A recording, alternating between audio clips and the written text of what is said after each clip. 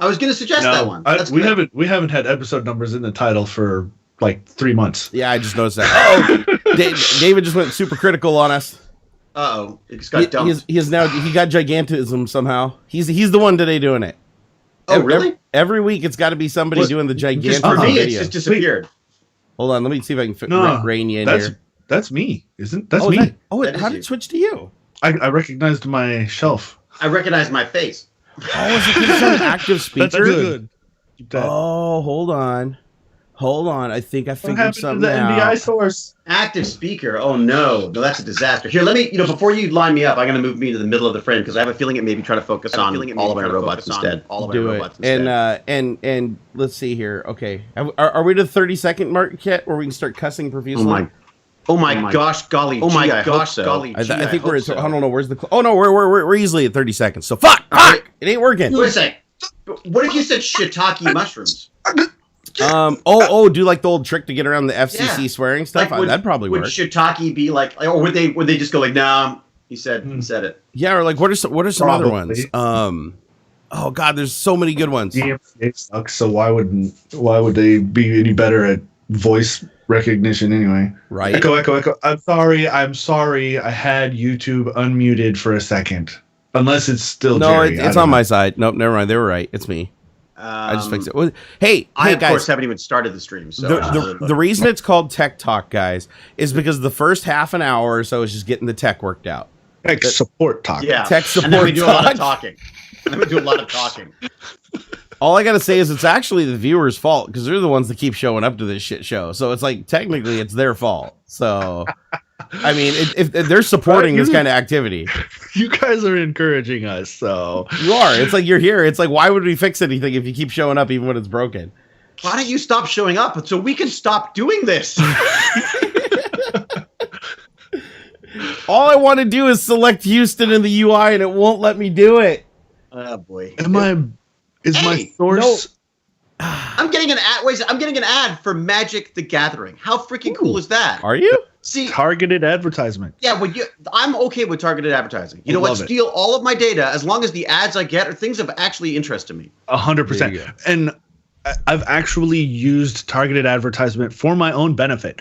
I know I was trying to find a product that I know I had seen on Instagram before, and I vaguely remembered what it was. And so I just started Googling around for what I thought it was, and then I went on to Instagram a few minutes later, and there it was. Fair enough. I found it. Yeah, it was that's great. It. I'm all for that. I'm absolutely totally fine with that. But just get it right. Yeah, I keep getting porn site ads, so I don't know what that means. This means you're on I don't get incognito mode. Still watches you. I was going to say you're not using incognito properly. Then, yeah. What's incognito mode? my son taught me incognito mode, which is God. Oh, when you get schooled by the kid, like the kid's like, well, I don't want mom to divorce you, so dad, come over here. I'm going to need to show you a couple things here, buddy. I would love it if my kids had the savvy to show me something fresh about technology. Well, they're probably so brilliant that they're just smart enough not to tell you. That's probably that's what I'm. I think it's ignorant to think that they don't know, though. Like, I think that every kid knows, or at least thinks they know something that their parents doesn't think they know. Yeah, like when I was growing up, my parents didn't know the modem called other computers, right? When they picked up the phone, it's like, hang up the phone. They never could put two and two together that it's like, I was on websites like downloading lists of MasterCards and like, making illegal phone calls and shit with them. So it's like, hacking and freaking, baby. Did you guys ever do any of that? Or is that... I was never very good at it, but I was visiting BBSs like you by the sound of it. And there was one that gave us a number that was a long distance number that we could connect to a BBS in BC. And I was in Toronto at the time. So that was a long distance and it was expensive. So I used this number for a while. And then I suddenly got nervous because I was like, I'm going to go to jail for this. So I don't want my first apartment on my own. I don't want them showing up. It's not like I can say like, I'm living at home. Yeah. Yeah. I actually got swatted before swatting was cool. Like when I was 11 years old. So I had it wasn't the SWAT team. It was just the police department. But they came up to my house because like some paranoid BBS owner woke up one morning and like his whole hard drive was formatted. And he's like, I think that this young man did it because he had he had admin on my BBS, and I think he logged in the middle of the night. He's a communist. Yeah. So I learned my first lesson when I was about 11 years old when this happened. I learned that you never use the same username and password on two things. Yeah. You never ever do it. I learned this at the ripe young age of 11 years old, or I should say the tender young age, because I had the cops come to my house because the proof that I did this crime was that he checked the logs on the computer that didn't get deleted, and I was the last login. Nice. And I had access to actually, because I was a root on the box, I could drop out and like delete files and everything. Obviously, I couldn't delete everything because I was running on some of the code, but somebody logged in as me and deleted everything. I told the police, like my parents gave me an alibi and said I was like, sleeping in the living room while we were watching a movie that night on a rented VCR from the gas station or something. But anyways, the cops ended up leaving us alone. They did come up there to serve a warrant and get my computer. Like that was back then. That's how computer they wanted to. Yeah, but my parents were like, nah, he was sleeping in the living room. He couldn't have possibly done this. And they're like, the cops were like, okay, good enough for us. So then they just left. I did make the front page of the newspaper though. If you guys can find it, it's a little bit of an Easter egg and it's hard to find because it's so old, and it is on the internet somewhere though. You can find it, so it's not a fool's errand. There is a magazine called the Bremerton Sun, and in Kitsap County, Washington. And if you can find the page where they have a full article, it's either on the front page or right inside of the front page about a 12-year-old kid who hacked the local BBS and deleted it. They literally ran the story, even though I was completely innocent. I was never charged with a crime. This newspaper thought it was cool to just like write a story and publish. They couldn't use my name though because I was underage. They had to refer to me as 12, as like 11 or 12-year-old. And 12-year-old whiz kid. Yeah, and they're like, yeah. I think they said the name of the BBS too, which even further told everybody it was me. Like, because I was the person that was the admin on that BBS. The BBS was called the Federation. It's called the Federation. But yeah, that was my first. Here. That was my first encounter with the law. Johnny Lawman almost took I remember me down.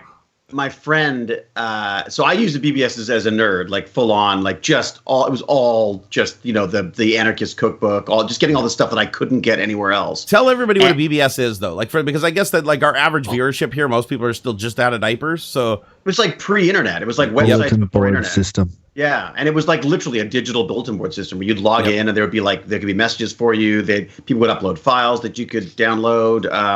And they were pretty nerdy usually. I mean, usually specific to like forum precursor. Yeah. And in Canada, they were all mirrors basically. So they're all mirrors of like Cult of the Dead Cow or oh my God, you just dated yourself. Oh yeah, no, Cult of the Dead Cow, man. Yeah, that was the server in BC that I logged into using that long distance number because I wanted to. And again, I don't know what I was going to do with it, but it was just really cool information. Do you remember the Real World? That was another multinational BBS. TRW. I don't think I ever been.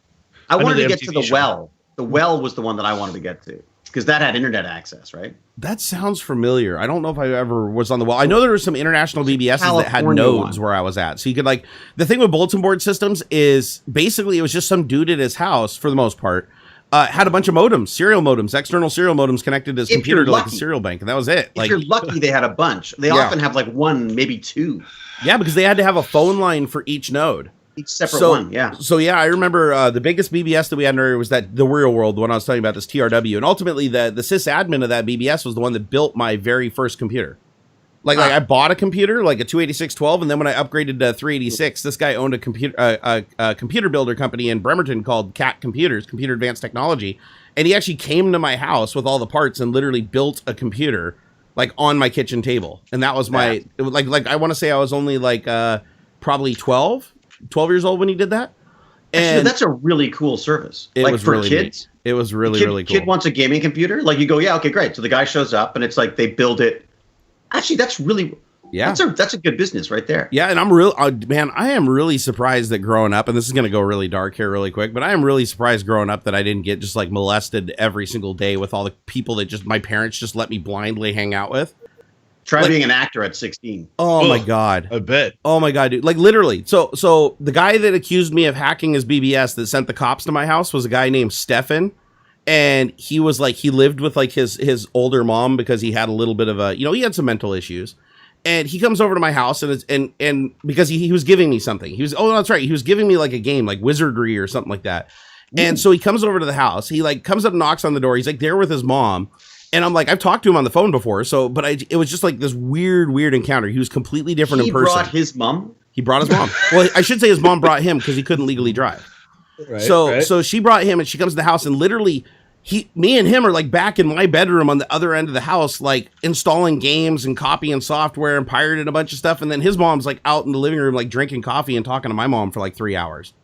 And I was like, I want to say at the time I was probably like, no, I was like 11. I was like 11 years old. My mom says, oh yeah, I hear this strange guy that we've never met before that you just found over the phone line. Yeah, go ahead, hang out with this dude for like 3 hours. Other than being weird though, he actually was a pretty okay guy. And then he like, thought that I deleted his whole BBS and like tried to destroy my life. So we kind of stopped being friends after that. But that wasn't like I did find that a lot of them are really paranoid. They are. A lot of them were very, very paranoid. I remember that. Yep. I had like lots of opportunities though for people just like beat the shit out of me or something, like rob me or take my kidney or something. It was just bizarre, man. Like people would just come, like I'd just invite people over to my parents' house, like when they weren't even home.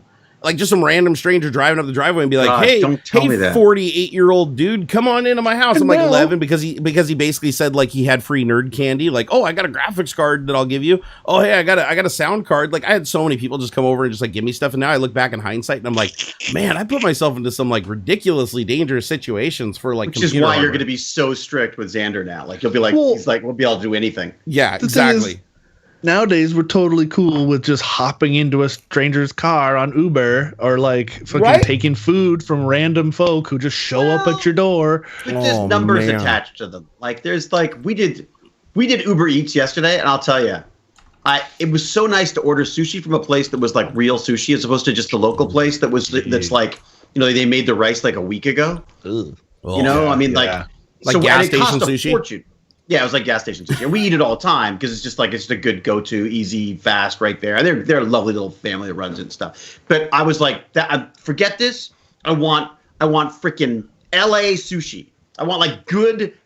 I'm spending the money, and I bought like a sheet of this stuff, and it was amazing. But it was also a fortune. But the only way to get it is with that Uber stuff. Yeah. We've actually been using. That's a good idea. Yeah, we used is it Uber Eats, the one where you basically call a restaurant and then they go pick it up and bring it to you? Yeah, Uber Eats. It's all in the app. Or DoorDash or Uber I don't know which one we use, but it's pretty cool. Like I know my wife. It's expensive though. Yeah, actually the one we use. I'll have to ask Miss Barnacules which one it is. Maybe if she's in chat, she can say. But there's a service we use where it's like every month they just give you like a free like $20 delivery. Like just being a member or something, and we just use that like once a month, and then it ends up costing us like $3 to get like a delivery from like 11 miles away. I know you can pay a monthly fee to Uber Eats. It's like Uber Eats Unlimited or something like that. You pay $20 a month or whatever. I'm trying it out. It was $10 here. Oh, okay, yeah. Oh, and it gives you like it is Uber Eats. Okay, so we are using Uber Eats. 5% off. It knocks 5% off the cost, and you get free delivery. So I thought I'd sign up. Oh, with the free delivery, that's a hell of a deal. Holy crap! Especially during peak times, man. I've seen it upwards of like $15 for delivery. That's nuts. Oh, really? Oh, I didn't know it fluctuated. That's interesting. Oh, yeah. Well, like, think about it. Just lunchtime to get in your car. Or peak dinner time for sure. Just getting in your car and going to a town. That's $20 in time and gas all day long. Like to go to McDonald's. Or for me, it's a 2-minute walk, which is what I should really be doing. But, I used to run Uber Eats, dog. And like when the COVID stuff was really just starting to pick up real bad, like March, April, May, and I was making easily over $100 a night, just driving around for like 4 hours, 3 to 4 hours a night. That's what the Uber guys said. The Uber guys said that they could make $200. They were making $200 easily a day or whatever, a session. And then as soon as COVID hit, they said it was down to like under 100, and they were like, "We can't." That's nuts. It spiked. I thought around here it was like busy. It was too busy. Really? Yeah, like it was nuts. It died off here, and like they were giving bonuses and stuff like all the time. They would like double the delivery fee during, during peak times and stuff, like from like 6 to midnight or something. It would be like 1.8 of the delivery fee and stuff like that. Yeah, it was around here at least. It was cool. I always thought like it was well, it makes sense because you can't. That's all you can do now. Yeah. I mean, here. I mean, unless you're in a film set, and then it's a whole different thing. But that's again, I'm so frustrated by that because I just feel like if the film industry can afford it, I understand why our apparently national healthcare service can't. Right. Whoa, I just tried. Okay, so I got a text from AuxxZillary over here at Skype, and I clicked on a little image and text me. Yeah. He's searching Google and he types in Barnacules, and the very first result that comes up is Barnacules Nerdgasm divorce. I was looking for your merch store, and that was what I saw first. How many people are searching for Mrs. B? How many people are searching for that for it to be the top searched result for me? Yeah, because everyone wants a Mrs. B. That's why. That's true. They're all trying. They're making sure she's on the market. Yeah. I like the one that says, "What happened to Barnacules Nerdgasm?" What happened to him? It's what happened to that guy? It's like one of my favorite stories. My little sister was in a bookstore back in the days when they were bookstores, and I suddenly hear this like howling laughter from the film section, and she's like, David! And check this out. So I think she's being attacked. So I did a search for. Oh, sorry. Go ahead. No, go finish. What was so Barnacules Nerdgasm net worth was like the third option, and so I selected that and I opened it up and it says that my net worth is $34,000. So that's accurate, right? You know what? Now that I think about it, though, like if you calculate in my debt, like my house and everything, that's probably accurate. That like once the house is paid off, everything's paid off. I think that's probably all I'd have left. He's 34,000 liquid. So this is according to StatSmash.com. I have 121 million views, 668 videos, 939,000 subscribers. Wow, they haven't updated that lately. I lost like 30,000 when I told Trump to go pound sand. How much money does Barnacules Nerdgasm make? Today he's made $7. Wow, again, one day you'll hit minimum wage. Oh my God. That's almost federal minimum right there. Yeah, we need a $7 super chat to make this correct, guys. Wait a second. What is the federal minimum there? $7.25. Is it really? Washington State, I think minimum is 11 and a quarter. I think we're at like 15 up here, something like that, or maybe more now. I don't know. It ought to be considered. Well, that's going down a whole nother path. Oh, guys, my audience has gone down. Actually, it's on the upswing now. But yeah, my audience went down 12% this year. Yeah, because I showed up. That's why. When do we get more candles? Oh, Jerry, I want more candles. I need more candles. Website. Yeah, that would be the most hilarious gift for my brother. By the way, what Barnacules candles? It says my penis. Yeah, where is it? Is it still on my desk somewhere? Like, where'd it go? Yeah, basically. Okay, so the story was, Gwyneth Paltrow created the Goop company that peddles all the crazy weird stuff. Oh my God! Oh God, I don't know, man. Fall from grace, right? But anyways, she made like vagina candles that she said smells like her specific. Right. Like they're specifically Gwyneth Paltrow's vagina. Like, I'd like to know how that meeting went. We need a little bit more. Why not a fleshlight? Like you'd make heck of more money off of that. You actually would, yeah. But it's also still fragranced. So I'd imagine it's the same process. You just don't use wax. You use silicone, but it's the same mold, right? We're bad. Anyways, don't give her ideas. She'll be bad. I'm sure she'll be on that in a second. She would in a heartbeat. So anyways, I made the penis candle. So I went and got a candle and I like wrote on the front of it or whatever, like, Barnacules penis candle, guaranteed to smell like my penis or something. But it's been out of stock for like 6 months because every time I put it up on the store, everybody buys it. Oh, here it is. I found it. I think I would make mine like this big, like a little tiny. That's what it ought to be. Time to shill hard. There we go. Come on, light. Come on, light. Hold on here. There it is. Man, and the design work is fantastic. Instead of goop, it's poop. The exotic. Your designer should win an award for that. I think he did a good job. He did a marketing really good and design job. Awards. Oh, yeah. Speaking of awesome nerdy stuff, this showed up in my P.O. box. Did you guys see this? Ooh, that's the Enterprise. That is a metal. Extra credit if you know which Enterprise it is, though. Here, let me give you a good look. Oh, jeez. It's not a common one. Which one is it? I know it's a future. It's a more future one. It's that Bacula one, isn't it? Nope. No. It's in the future. No, Bacula. Riker flew it. Past. I think it was Riker that flew this one. Oh, shit, I don't know enough about it. People saying E. You did it. You looked that up, you son of a bitch. I can see your eyes darting around.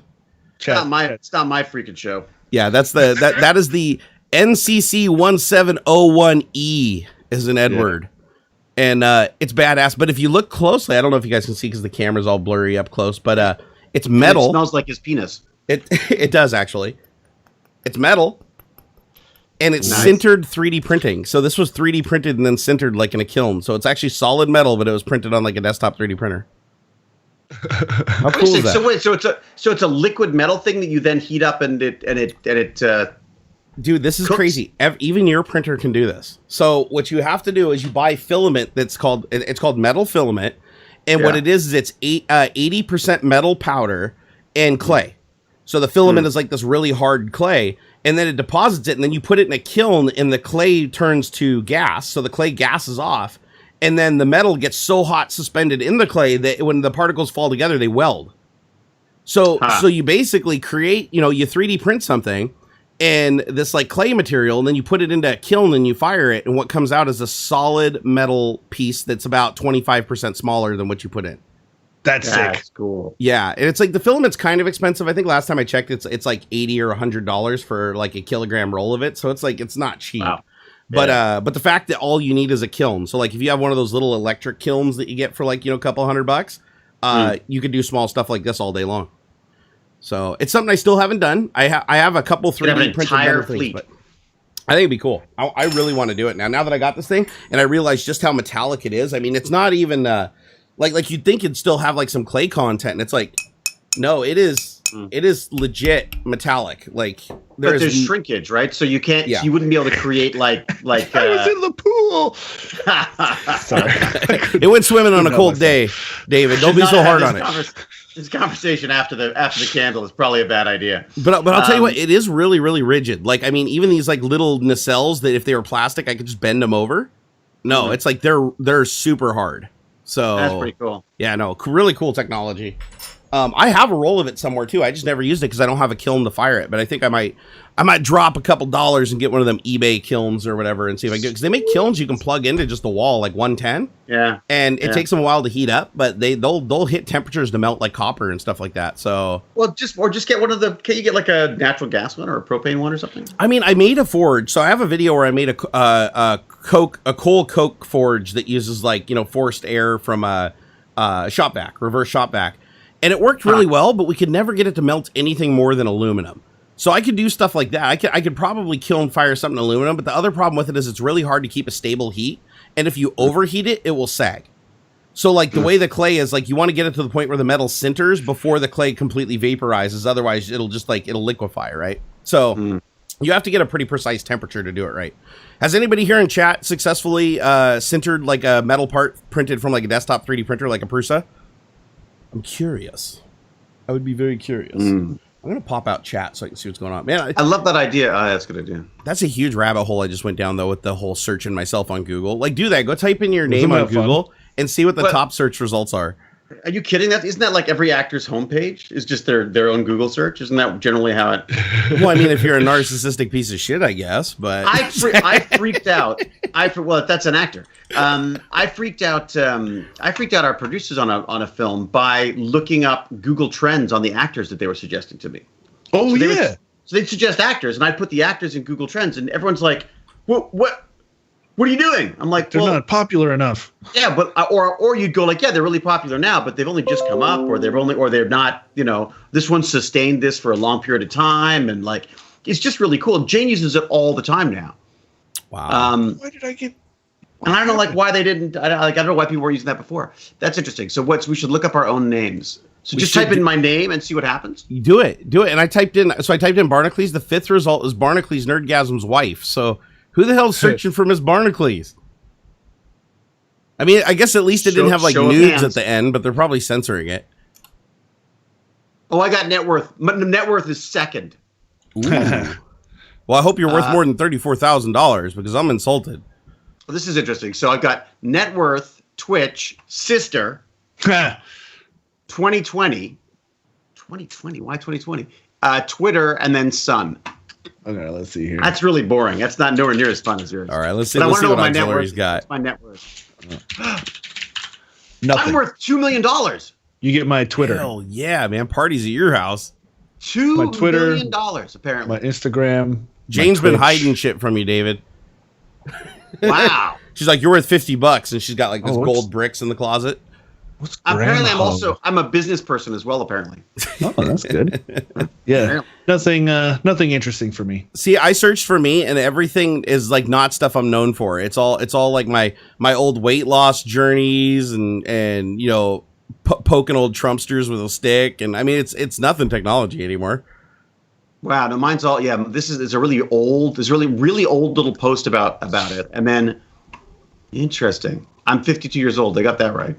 What happened to Barnacules Nerdgasm is now the number one. It keeps changing like dynamically. That was the story. I have to tell you that story. Okay, let's hear it. So in the bookstore, sister starts howling with laughter. I go to the film section where she is. She's got this encyclopedia of film, and she's looked me up.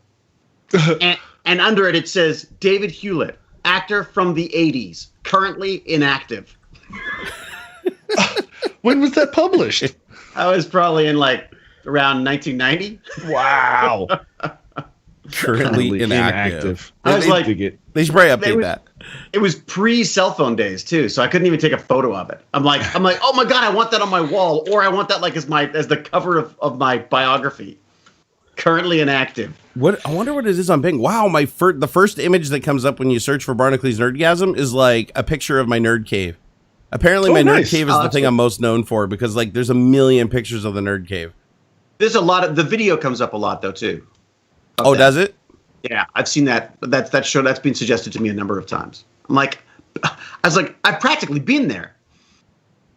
Oh, dude, somebody 3D modeled me as like a little stormtrooper. What? No. Oh, really? This is okay. I got to put a link to this in chat. You got to 3D print that. Yeah, I'm going to. So everybody go 3D print this and put it under your Christmas tree and take a picture. Oh, dude, you know what I did this week as well? I was on Prusa Live. You were on what? I did Prusa Live. I chatted with Prusa and Matt and God, what's his name? Fantastic name, and I can't remember what it is now. The guy who runs it. But the guy, he did it. Is it Morgan or something like that? It's a great podcast. We just talk about 3D printing, and it's like specifically, not specifically Prusa, but it's a fun one. If you get a chance, you should do it. Oh, I'd love to get on there. Yeah, no, Prusa's a good friend. I love him. He's a good guy. I love that guy. That's the first time I've ever had a true kind of conversation with him in a way. Oh, he's super chill, super down to earth. Yeah. Yeah, no, he's actually a really great guy. There's not a lot of people that I know that have hit that level of success. He's literally, I think he's the second or third richest person in Croatia or wherever he is. Dude, right on. Yeah, I mean, his net worth is insane. Because he created this empire from nothing, and it just went gangbusters. But he's also, I was saying he should be president there or something, because he's also he basically saved them. He created all these shields. He got them motivated about this whole COVID thing early on, and I mean, nice. And he's still beating himself up about it to some extent. But it's, he's a lovely guy. He also just he's in the Czech Republic, by the way. It's Tech Bandit. Sure, I just donated to them. I'm like, oh my god, dude! Literally, just in the middle of the podcast, just donates to the. He's just a good guy, a really good guy. He's a super super good guy. Wow, Forbes did an article on him. I never read this one. And I love his printer. Yeah, in 2016, his net worth was 236 million Czech crowns. Wow. So that seems that was good. in 2016, and that was still when he was well on his upstride. So it's probably double, triple that now. But yeah, no, he's just, I don't know, he's just a really cool dude, and he does really cool things. He'll just show up in the middle of any. You can be out in the middle of the desert, in Nevada, and he'll just call you and be like, "Hey, what are you guys doing?" Oh, nothing. Oh, I'm in the neighborhood. I'll swing by. Half an hour later, he pulls up in an Uber with 3 other people. He's done this multiple times. He's done this in other places like Maker Fairs in New York and stuff. It's just he just shows up everywhere. That's cool. What the heck? And it's a hell of a flight too to get over here. Even flying private, it's it takes forever to get here from the Czech Republic. But he goes back and forth all the time. Well, at least he did. I don't know if he is during the vid, but yeah, right. It's possible he's still traveling because he travels privately. So here's a question: is it the Czech Republic or is it Czech Republic? Ooh, that's a good question. I don't know, because I've been told off before, and I can't remember what it was for. Whether it was not saying the or saying the. I do think it is just Czech Republic. I don't know. I just remember being told off once about it. I know we have some people in the chat who I'm sure can correct us. Yes, please do, because it's one of those things that I'm always terrified to even say it now because I get it wrong. Yeah, we need to know, guys. Is it the Czech Republic or Czech Republic? This is critically important to us being politically correct moving forward. It's Czechia now. Peter Peppo says Czechia. I've never heard that. Do you mean Chechnya? Chechnya. Chechnya? It's Chechnya now? I feel so. Whenever we talk about global, like anything global, I just feel completely stupid about it because I've never been good at geography. I cannot figure out what places are. I can't. I think it's good though to be like open and honest about that. Like I'd say that all the time. Like, man, I'm sorry if I butcher your name, or like, did I say this right? Like, I'm always. I just assume I've said it. Yeah. Someone said never insult a man for saying a word incorrectly because it means they read it. Right. Which I thought was interesting. Right? I'm being told Czechia or Czech Republic. Czechia. Is it Czech Republic? I don't know how to say that. History. Dude, I'm gonna stop searching myself. This is like these pictures are cringeworthy. Are you still searching yourself? You gotta stop. Like I gotta. This is not gonna end well. Like that is a rabbit hole that will never. Yeah, all the things I thought would come up if you're like, oh, I wonder what Barnacules is up to, and you search for him. I'm like, my God, man, like what? Even me as an actor, that's something that I just that's like your weekend gone right there. Oh my gosh. Hey, Flappity. Flappity is our first super chat of the day. Thank you for the 5 pounds, my man. Chat. Woo, Flappity. Said, hey guys, unrelated to current combo, but has Aux tried the Snapchat clean shaven filter yet? Oh, dude, enable it right now. So I do have Snap Camera. So let me check this out. Let me do a search for clean shaven. There's like 3 of them. 2 of them suck really bad, and one of them made me like look perfect. Like you couldn't even tell it was a plugin. There's an update, so let me update it. All right. Well, I don't know if I'd update it during a stream because it's probably gonna like disable and re-enable and not.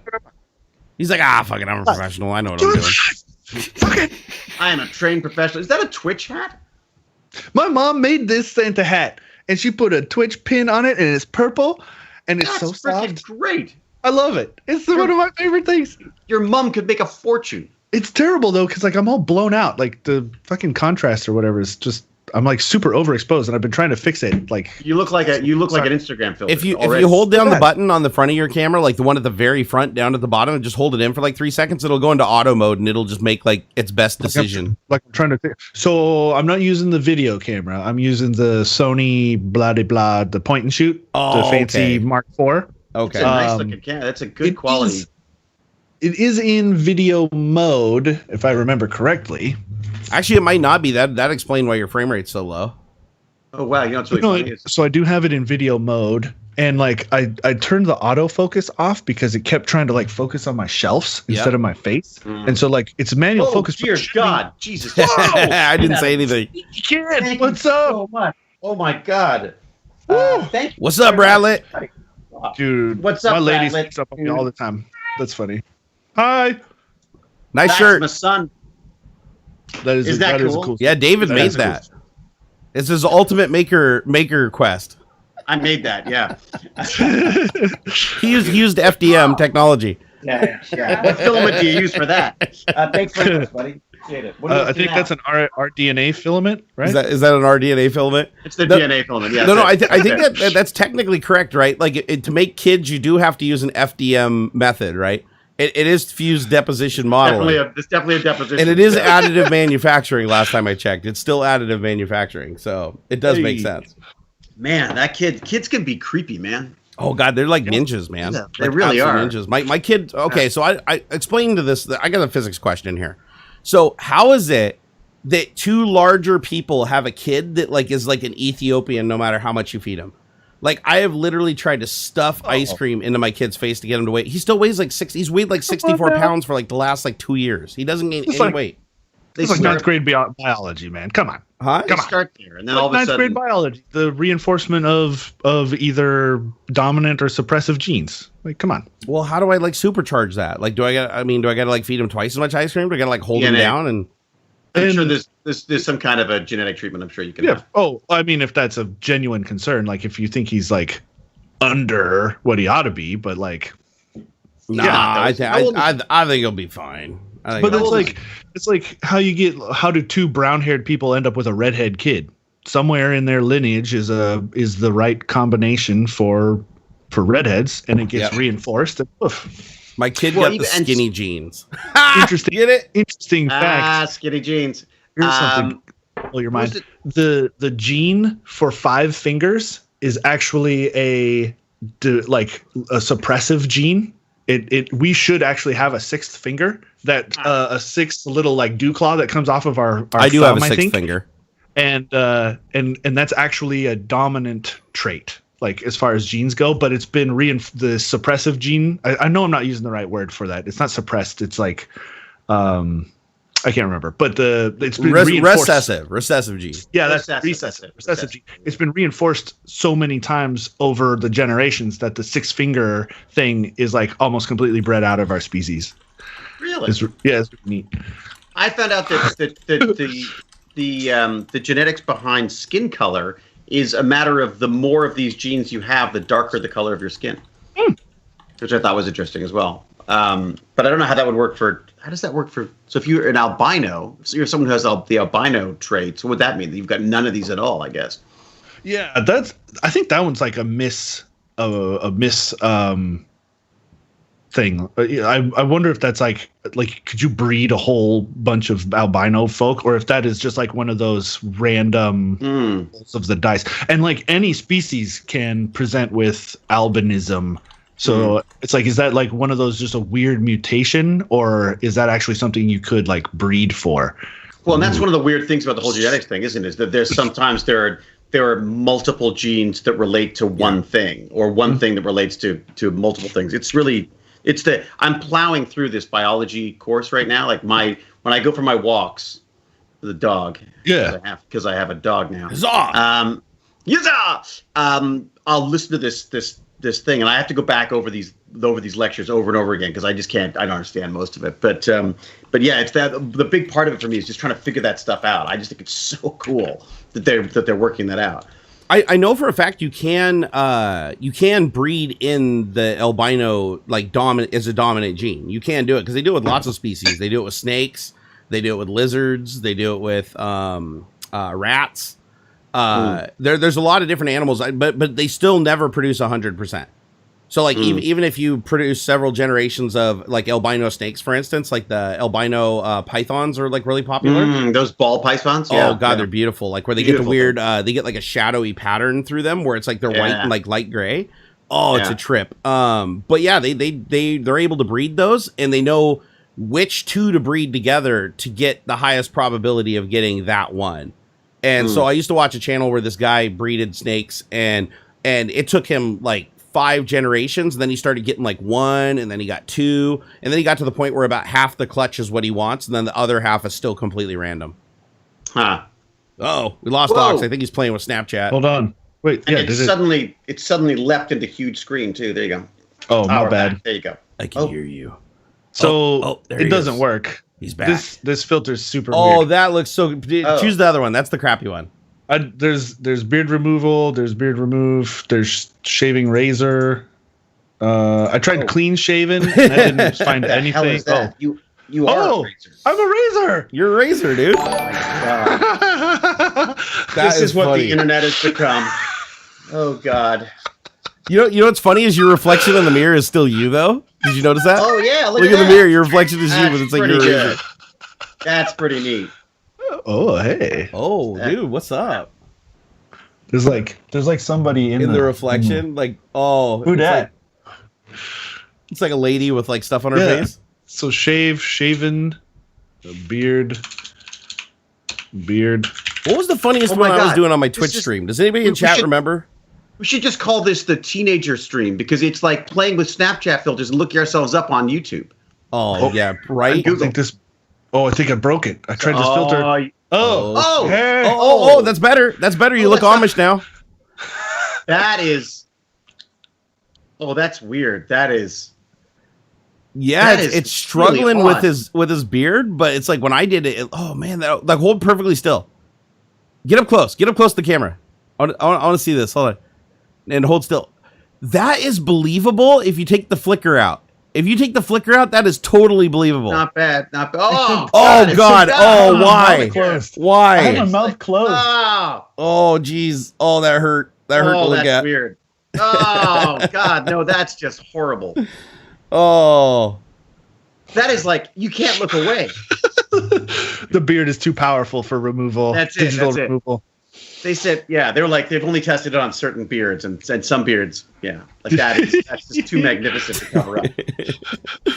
That was funny. In chat, JJB's like, so this is what a Diane channel looks like, and I just banned him, and it felt good. Here's the door, bro. Get the fuck out of here. I was like, get out of here. Get the fuck out of here. Celebrities on this channel, okay? I don't see any other live streams on here having David Hewlett. Yeah. See, I'm not shameless. I'll use them. Oh, yeah, that's why I'm here, to kill the channel. That's what I'm here for. He was sent from the future to seek out John Connor. Yeah, we got to stop Barnacules. No, I always think that's funny because literally I've been getting that same comment for I don't know, about 10 years now. It's like, oh, your channel's dying. It's like, dude, you've been coming here for 10 years to tell me that. So I think you should just admit defeat at this point. And every comment helps the engagement. So bitch all you like, Yeah, exactly. Thanks for helping my ratios. Yeah, it's like, I don't see you bitching about the other channels you don't like. So obviously I'm making you engage. So it's true. Going to the trouble to come to the channel to insult the channel is interesting. I've always looked at that as a positive statistic, though, because if you think about it, it's like they probably click on 100 channels a day that they just go, I don't like this video, and they just move past it. The reason they stop and comment and keep watching is because there is something about it that they want. They might want to control it, they might want to change the content, but they absolutely want to be here. Otherwise, they would just leave. So it's a good stat. That is a good stat when you're. It's like when you're at school. If you're the kid getting picked on, it's because you're worth being picked on. Yeah. And I think that is a good thing. That is a fantastic that's an interesting stat. way of looking at it. Yeah. I wish I'd thought of that when they were kicking the crap out of me. You're like, I'm special. Ow. I'm special. Ow. Special. Ow. Yeah. Thank you. Oh my God. Thank you. Hey, Dave, thank you for the 5 pounds. He said, hey, Jerry, David, how's it going? What happened to the SpaceX? Did they lose the rocket? We should talk about that. Okay. Oh, we got to talk about that. Now that we've gone on for an hour of nothing. Yeah, we got enough people in here now. I just had to wait for my loser channel to get that wasn't an hour, was it? 50 minutes? Almost. Jesus Christ. Okay. Hey, time flies when you're having fun, gentlemen. I just love you talking with you guys. It doesn't matter. I love you people. Lowered expectations. Yeah. I love this show. All right, adjusting expectations. So let's let AuxxZillary take it away here, because I know he's the spaciest, nuttiest of all three of us. Let's hear it, bro. I'm not the one who's actually been in space, right? Like, come on. Yeah, that's true. And you haven't blown up half a solar system either, have you? Yeah. My space is painful because there is gravity. All right. So I know it exploded. If you want, I can take. I watched the whole thing live. So yeah, you go for it because I did not. I saw a clip when it happened. Right? I was. Oh no, I wasn't streaming. Oh, were you streaming when it happened? Or we were playing D&D or something. I can't remember some game that my son had made us play. So I was going to live stream it on my Twitch stream, but then I decided this was like a moment that I just wanted to share with my kid. Like we just wanted to hang out and watch it and just not be distracted. And because this is a big deal. Let me explain why it's a big deal, okay? SpaceX is already doing the Falcon 9 thing all the time, right? They've got that thing down to such a routine, it's like not even really worth watching anymore because nothing happens, nothing dramatic, nothing ever fails, nothing goes wrong. They literally got it perfect. Like, I would go strap myself to a Falcon 9 rocket and go to the International Space Station as quick as I'd go to the grocery store. So that's kind of played out. And that's a good thing. That means, like, when rocketry gets to that point, like NASA, we never felt that comfortable with it. Like every time NASA launched a Saturn V rocket with like a giant shuttle attached to the back of it, we pretty much thought that there was about a 50-50 shot that thing was going to explode. That was the PTSD. That's the whole, yeah. And so you'd have to hang on. You'd have to watch it, right? It was like you had this fear of missing out. Like, oh, if I don't watch it, is something bad going to happen? Well, no, with Falcon 9 rockets, that doesn't happen. It's just they're literally workhorses. So now the new shiny, the next evolution now is Starship. And Starship is a completely different platform from Falcon 9. Starship is designed to lift literally hundreds of tons of cargo into orbit and do like deep space missions, like taking us to like other planets like Mars and actually coming back. So these are really huge platforms. And they did their first full test of the platform, which is, I think, 160 some odd meter high. I mean, huge, right? I mean, 16-story rocket. And I believe it's even supposed to be taller than that when it's finally done, when they add the additional staging or whatever to it. But it had 3 Raptor motors on it, which are a brand new motor. They're not the same motors they use on Falcon. These are what are you looking at? Oh, you're yawning. Okay, I thought you saw something online. So So anyways, they have these Raptor engines and everything's brand new. The platform's new, the motors are new. All this stuff hasn't really been heavily tested in flight. Like they've done little things like the Star Hopper with one motor getting like 300 feet off the ground. So they're like, screw it. We're going to go to 40,000 feet with a full-size freaking Starship, and we're going to bring it back and land it. And everything's different about it. The way it lands, it's not like the Falcon where it just comes straight down. It comes down on its belly gliding, and then it lifts up right at the end and then slows down and then stops. So it's like this really weird. What? A lot can go wrong. Why? A lot can go wrong. Why would they? It just seems overly complicated way of doing it. The reason that they do it is because it's like a lifting body design. Like so they don't have to use a bunch of fuel coming into the atmosphere. They can basically just belly down on the atmosphere and surf it down. Okay. And it gives them control like an airplane because they actually have control surfaces. So like the shuttle, once they get into the atmosphere, they don't have to use the rocket power to maneuver it to get it back on course. They can just use the canards. Right, and so it's really huge too. That's the thing too. It's like apparently it doesn't scale well when you have to use a ton of fuel when the aircraft weighs so much. So anyways, it comes down, and then as it's coming to its target, it has to like flip. It does something called a flip. It like flips backwards and then just pounds on the engines to slow down. And then at the very last minute, then it just sets down on the pad. So it's really cool looking. So this was their first, keep in mind, this is their first full scale test. You'd almost expect this thing to just blow up on the pad. It didn't. It took off. It went up. It lost a motor. So they did lose one of the 3 engines. So they didn't achieve their altitude that they were going for. But they still got up really high. I mean, it had to be in excess of 30,000 feet. And I don't even know if they showed it. I think they purposefully didn't show the telemetry because it was a test flight. But then you think everything's going wrong because one of the engines clearly burns out. You see flames like spewing out where flames shouldn't be coming out of on the craft. And you're like, okay, well, that's going to blow up. Nope. Thing bellies over, goes into free fall like perfectly. And like you can see all the little canards working. Everything's doing what it's supposed to. And right at the end, the thing flips around, kicks the fire on and comes down. But they lose an engine. And so they basically another one. They lose another one. So they're down to like one engine that's actually working properly. And I think another engine was firing, but it just wasn't producing the thrust. And so they just peg it. They absolutely, like, you see green flames coming out of it because they're just dumping everything into it. I think it's all the hypergolic fuel, all the oxidizer. I mean, they're literally pushing the engine way past its breaking point to try to decelerate it. And it almost decelerates it, but not quite enough. And it pings the ground. And then when it hits the ground, it explodes because they have, a mechanism to basically destroy the aircraft. Or the spacecraft, self-destruct. Right, they have a self-destruct because you don't want to leave, like, it's just like fireworks, right? If firework doesn't go off, it can blow your hand off. So it's easier if it's damaged to just blow the whole thing up, whether it's in the air or on the pad. It makes it easier for them to go clean it up without a lot of people getting hurt. You don't want to leave a bomb on the pad.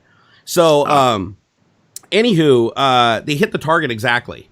So even down an engine, another engine like not working right, they still managed to glide the thing exactly to the target. And even though it was going too fast, they still hit exactly where they meant to hit. So, and this is like their first test flight. So it gave them all the data they need for the next one, which is almost already built. They're testing this one while the other one's almost already built.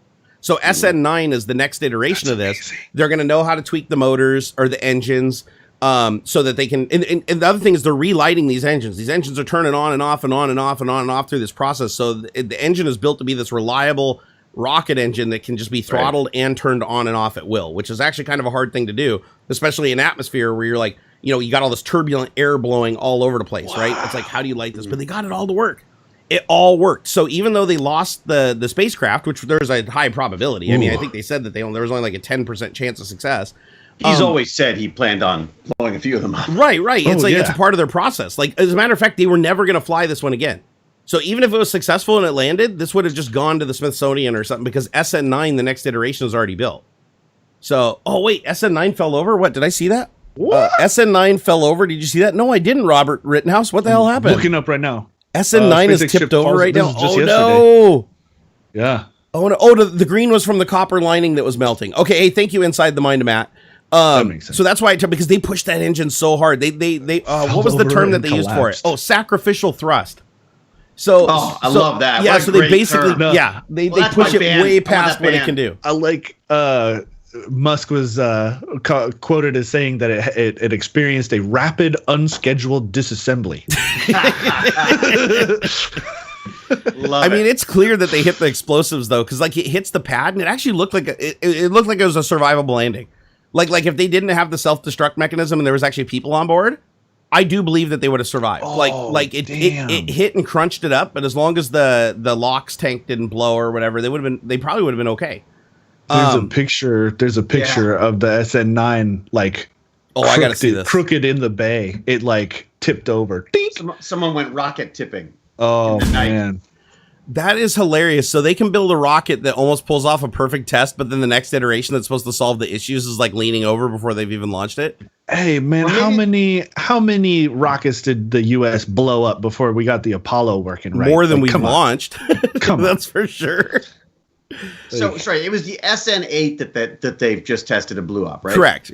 Yeah. Right, okay. Yeah, that came in pretty freaking fast. And I think that was the main issue is it hit the ground too fast. Oh yeah.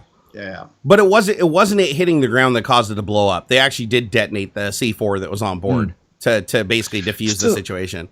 Watching the clip of that thing reorienting itself is incredible. It's such a trip. Like it's coming down like a big belly flop, and you see like the things wiggling, and then at some point it just goes like, okay, I'm gonna land on my feet now. That's crazy. It looks like someone trying to fly like an AC unit. Like it's so big. It just looks like a giant pipe, basically. Yeah, and falling out of the sky. I love that they have a little camera in there pointed at the rocket, like the funnel part of the, I don't know what the right terms, but the end pieces of the like three rockets. And you can see them. Somebody mentioned it in the chat, but they can see it like that they're moving. Fine, cover me up. Thanks, Jerry. Sorry, I'm trying to just get this on the screen so they can see this. Okay. I have zombies walking past my head every time someone throws money at you. So yeah. So let's see here. How do I interact? Where's the interact button? Oh, here we go. Okay, so now I should be able to interact with this and like it's coming down in belly flop mode. Okay, here we go. So yeah, this is it where it does its flip before it comes around to land. Isn't that crazy? That's amazing. It's pretty great. It just whips around. It's like whew. Man, it gets me all geeked out. That's amazing. And it did that down an engine. I want to do model rocketry now. Like I want to go do this with little mini rockets. When this is over, we should do like a rocket thing where we just go out to a field somewhere and just like blow shit up. I'm down. Totally do that. That would be badass. I've always wanted to do. If you ask me, well, what do you expect a rocket to look like? Wait, what did you say? Jean-Nicolas Charest, he says, looks like a dick if you ask me. Yeah, it's a rocket. we make what we know. Yeah. So check this one out right here. So this is when it's doing its maneuver to come down for the belly flop at altitude. So let me see here. Interact. I like how you got to peek over the video thing. Yeah. There you go. Peek over it. There you go. Can you guys see? Can you guys see over it? Look at that thing. That's cool. That just means your wang is aerodynamic. That's fine. That's perfect. Yeah, it does look like a penis.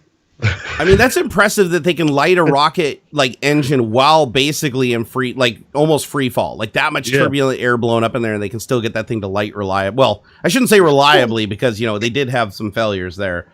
Come on, you're carrying pressurized oxygen and hydrogen or whatever it is that they're using for the actual fuel part. But so like it could be in a hurricane and that thing would probably light up. Probably. So here, let me show the last clip here. This is the longer one. So this is them actually like doing the full maneuver. So let's see, where is it? Interact. Let me pull this up so I can actually push the buttons. Look at the thrust gimbling around too. Look how fast those thrusters can move.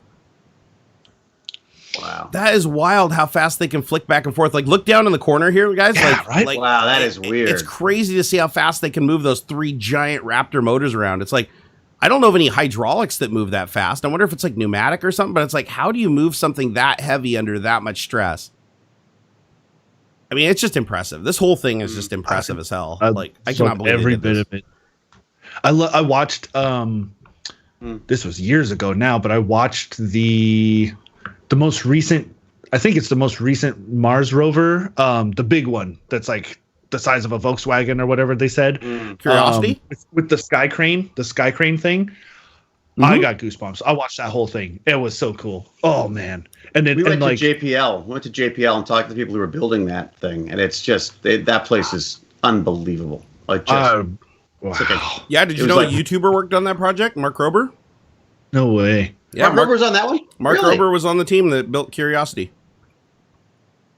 I think the woman I was talking to was working on the next one, the one that they've just launched. Oh, Endurance. But she was also, I mean, they have like a situation room where they have a full version of the rover, and they'll put it into different places and try to figure out how to get it out of a situation. Thank you. Right? Yep. Perseverance. There you go. Oh yeah, they do. They keep a copy here of everything that they send to Mars. They have an exact duplicate here that they can do testing with, so that when they send it commands, they know what's going to happen here. So when we were there, they had it up on like stilts, as if it was because what they need to do is they need to drill down, but they didn't have anything to drill down into because they're in a big giant, warehouse, and so they had to jack it up and then put stuff down so that it could pretend to dig down because it had got stuck. Right? Remember that thing got stuck when it was trying to drill down? They couldn't figure out how to place something or pull the core sample, or something had gone wrong. And they couldn't figure out why it would have been stuck where it was. So they had to figure out why it was stuck. They had to figure out how to get a camera on it. And then they had to figure so they were using a camera to like knock the arm and stuff. It was like really cool. Really cool. Mars Yard. I like that. The Mars Yard. That's so cool. I love space stuff. This is so cool. And I'm super glad that it's kind of leaning more towards privatization, despite like what science fiction and that sort of darker dystopian look at the privatization of spaceflight might give you the impression of. But because they're willing to take more risks than the government is. Really. Yeah. They can, and I feel like there's more money.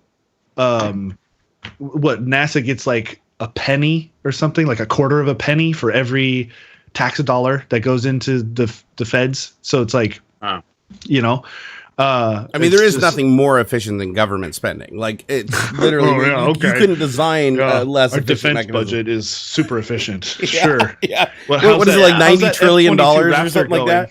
Yeah, how's the F-22 Raptor going? Right? Did they ever get that to work? Dude, the Canadians bought a bunch of used planes from Australia, and then they've got 2 of them working.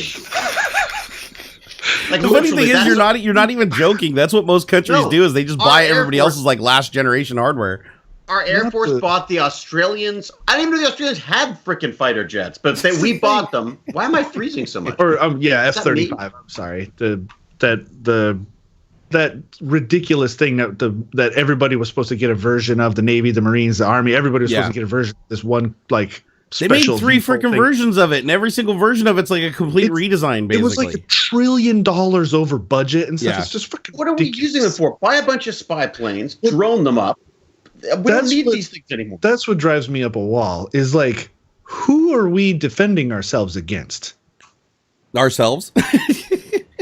I'm like, aren't we on good terms with like 120 of like the 126 countries that exist? Are we still though?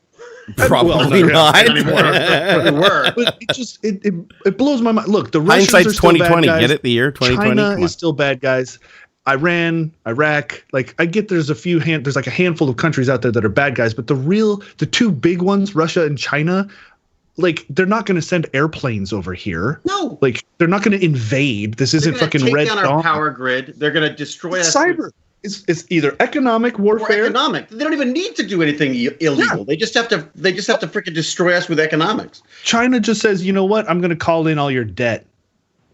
You owe us everything now. And what is credit rating sucks now. Like, what is that saying? If you want to help a man for a year, you buy him rice. If you want to help him for 5 years, you buy him a tree. And if you want to help them for forever, you buy him education. Sure. And it's like China is planning so far ahead. Yeah. And we're planning the next freaking election. And every freaking time. The next election. I've seen that the few times that I've kind of poked around in like economics and stuff, the Japanese and Chinese both play it that way. Like they'll do things that seem silly in the short term, but 100 years from now it makes sense. Like, and That's what's different. The Americans are all about short-term gain, short-term profit to help and individual freedoms. Whereas China sees the population as a population to be used as a population rather than as individuals, right? Yeah. I mean, it's the whole way of thinking of it. And I think it'd be fun if we could find something somewhere in between. Somewhere in there. But yeah, it's bizarre. We just need to figure out how to reward good behavior, because like everything is reward bad behavior. Like I think that's because we have the technology and we have the intelligence. Like I mean, like landing Curiosity on Mars. Like that is the most complicated thing I think man has ever done. Like it was more complicated putting Curiosity on the surface of Mars than it was building the damn International Space Station. Like the things that had to go right without any ability to have any input. That was 100% an autonomous action. Like, why the hell can't we solve all the problems that we have down here? That's what I don't understand. It seems like you could just take the same guys that built the Curiosity rover, stick them in a room for a weekend, give them some pizza, and have them pop out and be like, hey, guys, we figured out how to save you $97 trillion by doing this. Actually, maybe asking NASA guys how to save money isn't probably the smartest thing. I don't know. Ask Elon. And no, Adam, I'm not saying we want to be like China. Yeah, I was kind of responding in text, but that's super reductionist of what we were saying, and also a twisted interpretation of it too. Yeah, it's like, not. I'm just look. There's efficiencies to the way that China does things. That doesn't mean they're the right way of doing them. Right. You know, and they're obvious efficiencies. If you're not worried about human rights, then of course you can make sweeping decisions about what you're going to do in 10 years' time or whatever. Right. But this is the problem with politics right away. Right? Is that you start talking. We're not allowed to mention China. You're not allowed to say anything positive about China. Otherwise, all of a sudden we're supposed to be like China. No. And as long as we feel like that, we're not going to get anywhere. And that I don't know. That's how arguments, the whole like whataboutism or there's a term for that as a logical fallacy in debate, where you like, well, you know, we really ought to have like a universal basic income. Oh, so we're socialists now? Well, I didn't say anything about that. Like, that's not at all what I said. Oh, you're injecting an argument that is completely off of the subject of what we were talking about. Like, nobody says not anything that we said was like, oh, we should be like China. That was not at all. Is it the straw man argument? I can't recall exactly. Like where you basically just bring up something that really has like nothing to do like factually with what you're talking about, but to invalidate the whole thing. Maybe, but it's I'm sorry. And I'm guilty of it too. I get caught up in things and like but it's reducing. Oh, hey, thank you for the $4.99 super chat. Ooh. China calls our debt. Oh, and they're screwed too. Yeah, they go down with us. They go down with us basically. Yeah. There's the rest of the world. There's the rest of the world. Like honest to goodness, China owns the means of production, right? And again, they've been planning this for a long time. Yeah, every time if you think you're getting somewhere else, it's still got Chinese components in it. Just keep that in mind. Like you're not going to go to South Korea and be like, "Oh, I'm only going to buy LCD panels from South Korea." It's going to be littered with capacitors and resistors and stuff that were made in China. Because otherwise people aren't going to buy the stuff because it's not going to be cheap enough. China set themselves up as being the cheapest shop on the block. They are literally like, and that's the problem, right? Is like, how do you match that? We bought into it. We're like, yeah, I want cheap T-shirts. Damn right, bring it on. Those little. Look at all my room's full of little gadgets that are cheap enough to buy because we bought them from China. I can't find a single thing in this room that was made here, like completely from the ground up material. Even the drywall that's on my wall. I'm like, oh, where did the gypsum come from? Oh, yeah. we don't produce enough of it in the United States for our demand, so we import it. Possibly a mine in Canada. it's entirely possible. What troubles me, and I'm not an economist by any means, but like, so we want cheap products, right? Yes. The thing is, value or whatever, the value of your labor, the value of a product, the value is subjective. If we all could agree that like the value of something is less than it is now, right? Like the thing, we've gotten to this point because of like a massive overinflation and overvaluation of everything, essentially. Like it costs Apple $300, whatever that means, right? To produce an iPhone. They sell it for $1,200. And we freaking buy them. and like, I don't know, these thought processes tend to lead me toward a globalist sort of view. If we all could just get along and help each other out. And now I'm going to get fire and pitchforks for being a socialist. Let me go get my guitar and we'll start sing songs. I feel like we have gotten so tied up in tribalism and xenophobia and the other guy. We are so much more similar than we are different. The vast majority of people just want to get along and go through life and just and be, you know. It's just I don't know. No, I agree. I think that my frustration is always just that it's as you say, we've got to be able to look at other sides of things. Woohoo! Otherwise we're not going to learn anything. Otherwise we're just going to keep making the same freaking mistakes. Yeah. You know? We're really not that different. Greed is our biggest enemy. Always has been. Always will be. Probably. Yeah. So Jean-Nicolas is saying you forget how factory workers hired by Apple have suicidal tendencies. No, I don't. That is an enormous symptom of the problem. Like it doesn't. There is, even with the current state of how bad things are as far as like the environment and economics, global economics and things like that, there is plenty enough to go around.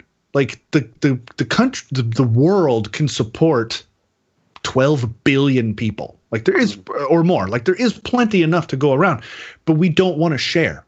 Like we all act like, or in a broad stroke sense, the West and in sections tend to act like kindergartners who don't want to share their toys. They just want to take and amass because, oh, God forbid, I have a little bit less. Like, greed. Well, it's an interesting thing. I mean, you're talking about the someone was talking about the suicides in the Apple plants. The reality is, I mean, you can blame China for that, you've got bad working conditions, you've got crazy low rates, wages. There's a lot of problems there. But who are they selling to? They're selling to us. So, we can beat China up all we want. We still buy their products. No, and that's exactly it, right? Is you can't sit here and act like any of us are innocent when we're all participating in the commerce that creates the problem, right? Supply and demand always self-levels. It always does.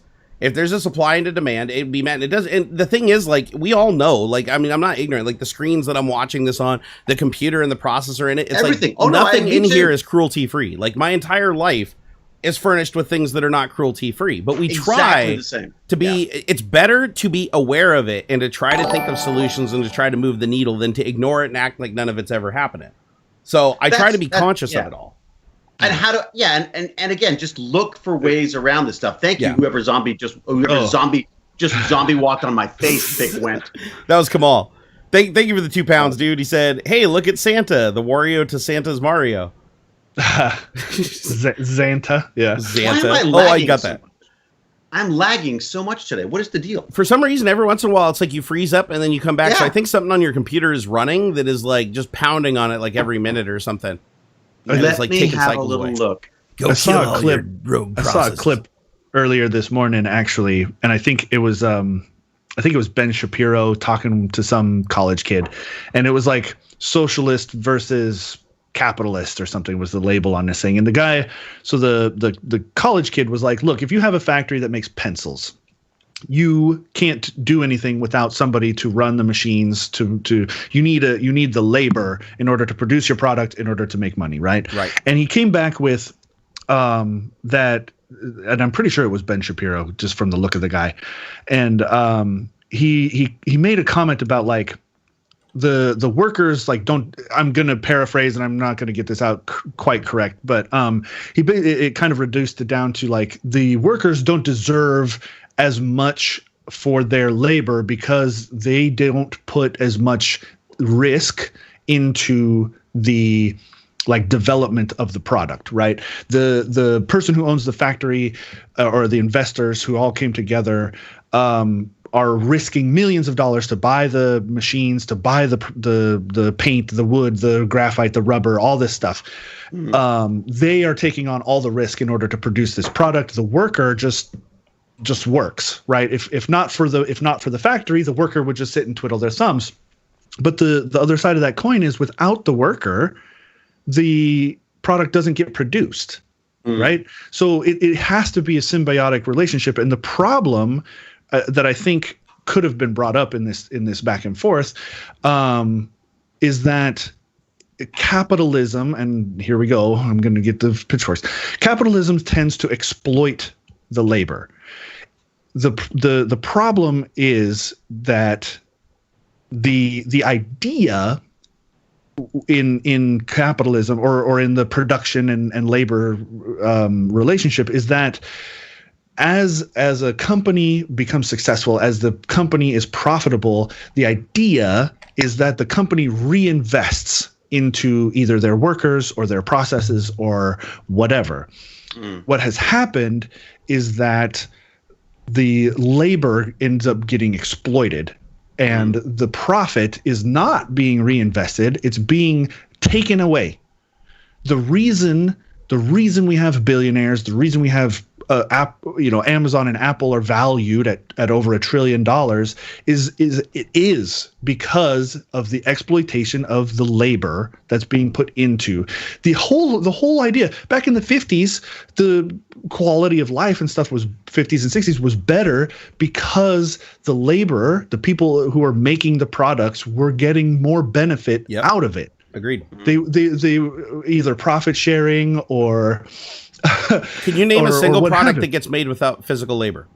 It can be the most automated process on planet Earth. There is no thing that happens on this planet without a human initiating it and doing the work. And Kenneth D here just hit on an important point. The problem is there's always someone there to replace the pencil makers. And Shapiro, I think it was Shapiro, he said that. He goes, if you don't want to work, there's a million other people who will replace you. And that is an incredibly exploitive mindset to have. It's supply and demand. It's why unions break down. You need money. I have money to pay you for my thing. I'll pay you as little as possible because I know if you quit, someone else will take your place. You are a commodity, a cheap, replaceable nothing to me. So what happens when we can replace those jobs with robots? Well, the robots have to be created by people. They have to be maintained by people. They have to be programmed by people. So you're just replacing you're replacing the labor workforce with the technological labor workforce, right? So go ahead. Funny you mentioned that. So the video that came right after that was Warren Buffett and Charlie Munger talking about so again, referring back to the 50s, there was a Forbes article written fairly recently of the video looking at the different metrics of productivity and labor and things like that. Back in the 50s, you didn't really have to be that smart in order to be successful, basically, to produce and to be of value to companies. Nowadays, the general mental ability of people in the workforce is about the same as it was back then.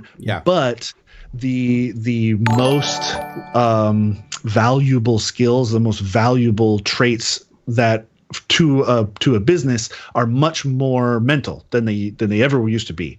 And so it comes back around to education, like David was saying about the for the future, it needs to be educated. And so you start replacing dumb labor with robots, then like Jerry said, then the labor moves up a step in mental ability. The hope is but you have to have the infrastructure to allow that to happen. You can't just leave everybody high and dry and just expect their next generation to somehow have the resources to learn how to do the new things. That doesn't make any sense. So you do have to have checks and balances, and every company is going to compete with every other company to the bottom dollar. And so if you're a company that has ethical practices and another company that's competing with you doesn't have ethical practice, but they can produce a product that's half as much, everybody will attack the company that does it unethically. But which one do you think will dominate the market in sales? Right. It happens every time and time again. But that's the thing that I think is that may well, I hope will start changing to some extent. I mean, you talk to the kid. I was talking to Tech Bandit kids the other day about this, and they're saying, well, look, if you're going to pay $1,200 for a phone, pay an extra $15-$20, and that money goes towards re-education programs automatically right away. Like, I mean, it's kind of how tax works. I mean, it's an inefficient form of it. Like when you're paying taxes, it's supposed to work. How it's supposed to work. Exactly, and that's it. Well, I mean, an income tax was just a temporary measure during the war, wasn't it? Still waiting for them to get rid of that. It's a little lag. They'll get there. Yeah, they're a little. It's like my stream. It's a little bit behind. Me too. But what's funny about the education side of stuff is that I've been listening to a new podcast recently called. What is it, like My First Million or something fun like that? It's like, oh boy, my computer has just gone nuts. And one of the things these guys were talking about was like, well, that it's not a zero-sum game. You don't have to make money and then other people don't make money. You need, you know what I mean? Like it's not about ripping people off so they don't have the money. It's about, right. If you go too aggressive on the ecosystem, you can kill yourself. I mean, it's happened. How many businesses have sunk themselves because they invested into that model where they basically priced out their customers? Right. Mm-hmm. Right. I mean, that like Apple's done that how many times throughout their history, and they keep like being brought back by external investments. Like, if it wasn't Microsoft is the reason Apple still exists today. You can go back and look. I'm dead serious. If Microsoft did not infuse Apple with the revenue that they did when they were dying, they saved them. Microsoft literally saved their nemesis. Yeah. And then they made a pretty penny too. And look what happened. Yeah, they made, but Microsoft, I think, cashed out. They still have some, but I know they cashed out the principal share that they held in Apple in exchange for them bailing them out financially. And that was back when their stock price was like nothing. It was absolutely nothing. Yeah. Like, so they literally turned their millions of dollars into billions, tens of billions of dollars. It's crazy. Do you think that was an anti-competitive thing? Were they thinking like, look, if Apple fails, then we're the only ones and we're going to be targeted? If I remember right, I think it was because they wanted Apple to start making products for the Windows platform. That's when you had like the weird, like you had Office supported on Apple, and you had some of their products supported on Windows. Like during that time, they were trying to pull the ecosystem together and try to get compatibility across the board, but it just didn't hold up over time. And now Apple's doing the opposite. Yeah, now Apple's running the other direction as fast as they can. That walled garden is coming up fast. Oh, speaking of which, did you guys see that Cydia, the app store that predates the Apple App Store, is suing Apple right now for them having an app store? Like Apple's claiming that their app store on their phone predates everything else, so they shoot down this grandiose argument that the app store is anti-competitive and a monopoly, because they're like, no, they were the first ones that created it. And Cydia steps in and they're like, no, hold my beer. We actually had an app store a mobile app store a year before you guys created the iOS app store, and they're trying to use that as grounds to force Apple to create a setting so that you can pick different app stores just like you can on Android. And if Apple does that, it's like game over for their stock. Their stock, I'm not going to say there's a good chance it's going to happen, but if it did, it would tank their stock like overnight. Because the app store is where all the revenue comes from. Like everything that Apple does, the app store is the top revenue generating thing in their entire ecosystem. So if somebody else could step in and circumvent that and be like, oh, we got an app store where everything's cheaper because we only take 10% from the developers instead of 30%, they would just walk them overnight. Like Apple wouldn't even know what to do. So we'll see how the courts like rule on it. But it is an interesting argument because at least, even if they can't become competitive, their lawsuit should stand up that they had the first app store. Nice. So we'll see what happens. So much money that it's just just printing it, right? They're just printing it. What's interesting about the Apple stuff now, though, as well, is with the new M1s and the whole approach that they're taking with their own silicone, it's only going to get worse. I mean, it's like, but at the same time, I'm seeing again the kids are all using iPads. Yeah. So many of these kids may never have a laptop. Yeah. They may only have an iPad, and it's going to do everything they need to do. And if it's not available on the iPad, it doesn't get done. So they've got like either a gaming console and an iPad. Yep. Now, what I love is that there's also a big interest in the PC side of stuff as well. Well, PC will never die because you still need a monster machine to create this stuff with. I'm sorry, that's just the truth of it. You are always going to need a layer above in order to create the apps and the products and the services that are being consumed by your users. Yeah. There will always have to be a layer more powerful, just a little bit higher, a little bit more tough in order to do that. You can't. They can't. That's why consoles will never kill PCs. Is because PCs are what are making the games on your console. Actually, I have a really good example of that. And that's when I worked at Microsoft, our dev boxes were twice the specs of the gaming boxes people were using in the time. Like, for instance, when this is back in, say, I think I got my last dev box in 2013. So in 2013, I had a $64,000 Dell Optiplex with 64 gig of RAM back when everybody else had like 16 or 8. I had 64 gig of RAM. I had SSDs. I had multiple like Intel Xeon processors. The box was basically just with a, it even had the fancy graphics card in it, the Quadro. And so it built as a workstation because what we did was when we were debugging software, running it under debug, when you run a debugger on software and you run the debug version of the software, it consumes many times more resources than the software would itself when it's optimized. So you do have to have a platform like for game testing. You're not going to be able to run a game in debug mode where it's like running all this extra code that's keeping track of stuff and verifying that things are happening. You're not going to be able to run that code if you're running on the gaming hardware itself. You're just so what happens with the ARM then? So what's going to happen with these ARM chips though? Because like they're faster than hell, dude. Like the ARM is totally going to steamroll PC, and I'll tell you why. Because this is the counter argument. So the people that believe the X64 is going to hang on forever, they're doing it under the presumption that 14 nanometer can hit like 5 gigahertz on a single thread.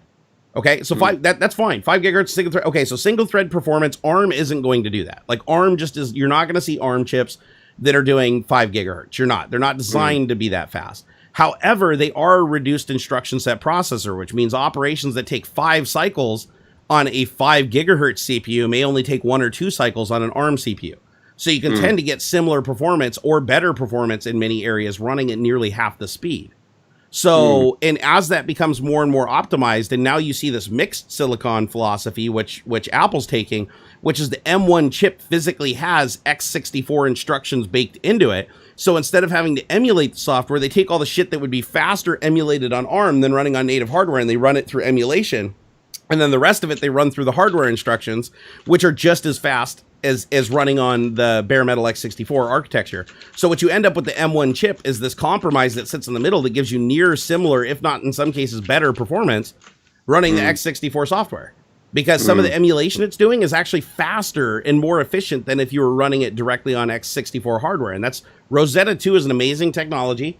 Apple did a gangbusters job of creating it. I mean, look at it. They have a MacBook that is passively cooled, not a single fan in the device. And the damn thing runs like Adobe Premiere editing like 4K footage like all day long, like smoother than I can on my. Can you do Adobe? Has Adobe gone to native on that stuff? Is that or is it still? They are. They are, but the current version that's out is running under Rosetta, and it's running with really good performance under Rosetta. Like people are saying that. Oh, did you play with it? No, not me, but from what I've heard, it's okay. Actually, because I know somebody who has a MacBook Pro, and he said editing 4K footage on it's better than on his gaming PC with like a 2080. Well, I think DaVinci's on it. Here we go. Resolve is on it. Resolve runs on everything. Has a native. It's the beta 17.1 beta, and it is, from what I've been seeing so far, incredible. Yeah. But hang on. This guy, Armando Ferreira, he just recently did a review testing, I think it's this. Here, I'll link it in the chat. Oh, give us a link, love. He's testing. He tested some Adobe stuff. He tested a bunch of stuff, comparing the MacBook Pro against the Mac Pro and actually a Puget System custom PC that we built for him like 4 years ago. All right, fair enough.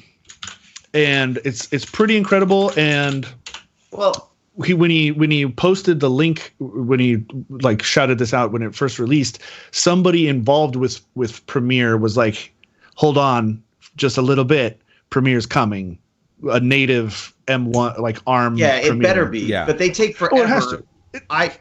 But their competition is big now, because keep in mind that all these kids, they're editing on little apps on their freaking iPad. Yeah. They've been prepping for this for a long time by having all of their whole Creative Cloud suite on iPad, the iPad Pro. Right. It won't take them but another couple months to change it, because that's going to be when I can edit on a freaking iPad. That I'm happy, because that's something. Yeah, you can. Premiere, Rush, all that stuff works really, really well on an iPad. iPad Pro and stuff. Like I said, they've been preparing this for a long time. Final Cut Pro. Have you ever seen drives and stuff? Have you ever seen somebody edit on Final Cut Pro on like an old ass MacBook? Mm-hmm. Like I was sitting next to somebody who was editing 4K footage in Final Cut Pro, and it was like the most fluid experience I've ever seen. Like, I can't even get that on my super powerful system with two 2080 Supers and 128 gig of RAM. I cannot touch the experience. Final Cut Pro. I used to love Final Cut Pro. My problem was, for a while there, it wasn't supported on the freaking Mac that I had. Like, their own software wasn't supported on the Mac I had. Oh, was it like an old PowerPC based one? It was no. It was literally like it's recently. Like it wasn't running on like the trash Mac for some reason. Uh-oh. And they were like, "Oh yeah, no, we got to figure that out." And I'm like, "No, you're done. You can't have software on a hardware that you've built." So that's when I went to Premiere, because I was like, I can't have a. And it's not like it didn't run on old shit. It doesn't run on like the $10,000 dumpster PC, like the new one. Oh my God! Could you imagine if you were one of the people who bought one of those? Oh, I'd be pissed. I'd seriously be just like flinging shit around the room like a monkey at a zoo. Like, talk to me about. That's a lovely image. Talk to me about what happens then with the PC world with these ARM chips. Then is there how the heck does so Puget Sound, when they start building, when they need to build something, could you build ARM based PCs? I mean, how does that work? Yeah. I mean, I imagine so. You would still have different. I don't know enough about how all the hardware actually is. So throw a Raspberry Pi 3 and a keyboard and a mouse and a monitor, and you've got a PC that can run, Windows. It'll run. I'm amazed by that thing. The Raspberry Pi 4. I want to pick one up, actually. There is a problem though, and so Apple was smart. Apple went and designed custom silicon that basically solves the problem, the intermediate step of trying to transition all the apps to ARM. So Rosetta allows them to run the current software library. Not only that, but app performance. The thing Microsoft really fucked up with, and a matter of fact, they just reported the other day, Microsoft is now releasing in an insider build an X64 emulator for the Surface Pro X. If you didn't know, the Surface Pro X portable tablet PC from Microsoft runs an ARM build of Windows 10. And it used to be, the project used to be called Windows RT. Now they just call it Windows 10 something. I don't know. It's an ARM edition. And it's not a product you can buy either. It comes with the Surface Pro. It's not like you can't just go buy an ARM SKU of Windows and install it on whatever you want. The problem is the Surface Pro tablet has suffered from abysmal sales because it can only run apps that are from the store. And only specifically apps in the store that have ARM counterparts that are using the .NET Core framework and stuff. Yep. Yes thing again. So it's totally so that's a big limitation, right? And because of that limitation, they created emulation now because they saw that Apple did it, right? So they were like, we're going to get buried if we don't release this. They've had it forever. So they release emulation to do it. The problem with the emulation is it is dog ass slow. It is, because they're literally emulating every instruction of an ARM processor on X64, and they don't have any hardware mitigation whatsoever, optimization. So they're going to do this so you can run your app, but it's going to run like absolute garbage. It's not going to be the same experience as Rosetta on an M1 processor, but that doesn't mean they can't mitigate that over time. So all we need is one of the companies, like for instance, let's say Nvidia. Nvidia bought ARM, right? So Nvidia bought ARM. I know they're still in transitional state, but once they own ARM, Nvidia could then either build their own in-house processor like they've done before. Nvidia's made several ARM processors. They could do something like the M1. They could create an ARM processor that has integrated memory and integrated, X64 instructions. They'd support SS3 and MMX and all the crap that they've always supported in their previous generation products. And then they could even do stuff on like the GPU accelerated stuff like the M1 does, put a lot of the instructions that speed up GPU acceleration right there on the chip. And then what would happen is they would sell that chip, and they'd have all their third parties, all the OEMs that are manufacturing their graphics cards could all start manufacturing motherboards. And it would really be that simple. Motherboard, they make the CPU. They could even make motherboards with integrated CPUs if they just want to sell them as unupgradable sets, like they have been, for ARM for years. Sell that stuff out, and then as soon as that was available on the market, it would start out just supporting Linux, obviously, or Unix derivative OS. But it would just be a matter of time once that was available on the market that Microsoft would be like, whoa, the performance is good enough. We already have an ARM build that runs on the Surface Pro. We could add a little bit of extra code with NVIDIA's support that would allow for the hardware accelerated side of it to catch it up so it could run X64 stuff more native. And then it would become much more viable for more mobile devices and eventually a desktop PC. But they're way behind. They are stupid behind. Could you barista it? Could you do the Look at this. He's got like the coffee service coming to him. Here, I want to read some of these. I want to thank some of these people that have helped us out today. Histario, thank you for the $5 super chat. Oh, hold on. Do a funny face while you do that, because then I'll tweet it. Sorry, I had to fart. Let's do the thumbnail while we're doing it right now. Here, everybody do the weird face. Perfect. What was that? Which colors? What do you think? We gotta wait. I'll leave it. All right. Sorry. Okay. Oh, he's frozen. There we go. Funny face. Oops. Everybody get up there and do the funny face. Yeah, for God's sake. I stepped on a headphone. Hold on. I'm back. Okay. Everybody make funny face. I gotta get ready to capture it. Okay, got it. Perfect. Perfection. All right. What did I get? All right. God knows what I got. All right. So let me go through this. Histario, thank you for the $5. He said, what do you think about the GPT-3 AI from OpenAI? I really want to learn Python for it. I know nothing about GPT-3. What is that? Do it. Python drives me crazy. I'm just learning it now. Oh, it's frustrating because of the stupid indents. Are you a tab or space kind of guy? I'm a tab guy, and I'm a tabber too. Yeah. I'm a tabber. Space. Well, and what I'll do is I'll go into editing software and I'll change the tabs to like 2 spaces so that I can condense everything. But the cool thing about doing that is I can change the spacing in any editing application. It still is a tab character. That's what I like about it over spaces. Oh, that's nice. Everybody can tab it out however they want. I do like the full indent of a tab. And I know it's still probably close to equal to 4 spaces or whatever, but it's why would you tap the space bar 4 times? That's stupid. Just hit the tab. Well, here's the problem though, is some editors, a tab will either be a tab character or a tab will be like 4 or 5 spaces. You could, like in Visual Studio, you can set it up as tabless code because a lot of people don't like having tabs in their check-ins. I can't think of a good reason for it, but they don't like tabs in their check-ins, for instance. Then you can disable that in Visual Studio. So every time you press tab, it's just 4 or 5 spaces. And we used to get spanked on code reviews at Microsoft too. If we alternated between spaces and tabs, like we just really quickly wanted to space in some code and we'd check it in, it would look fine in ours, but then some other developer would open it up and it'd be all spaced out wrong because they would have tabs resolve or they would be using all spaces, so that any code you were editing, you had to make sure that you were using whatever was already the established standard in that code. So if it was tabs or spaces, you need to figure that out when you open the code. And if you put something in that was counter to that, upon check-in, you would get an error basically saying that you need to go back and fix those. Like you can't have group blocks of this many spaces or whatever at the beginning of a line. It was kind of annoying, but I think for the most part now, Microsoft mostly just uses tabs. Good. What is okay? Because I like them.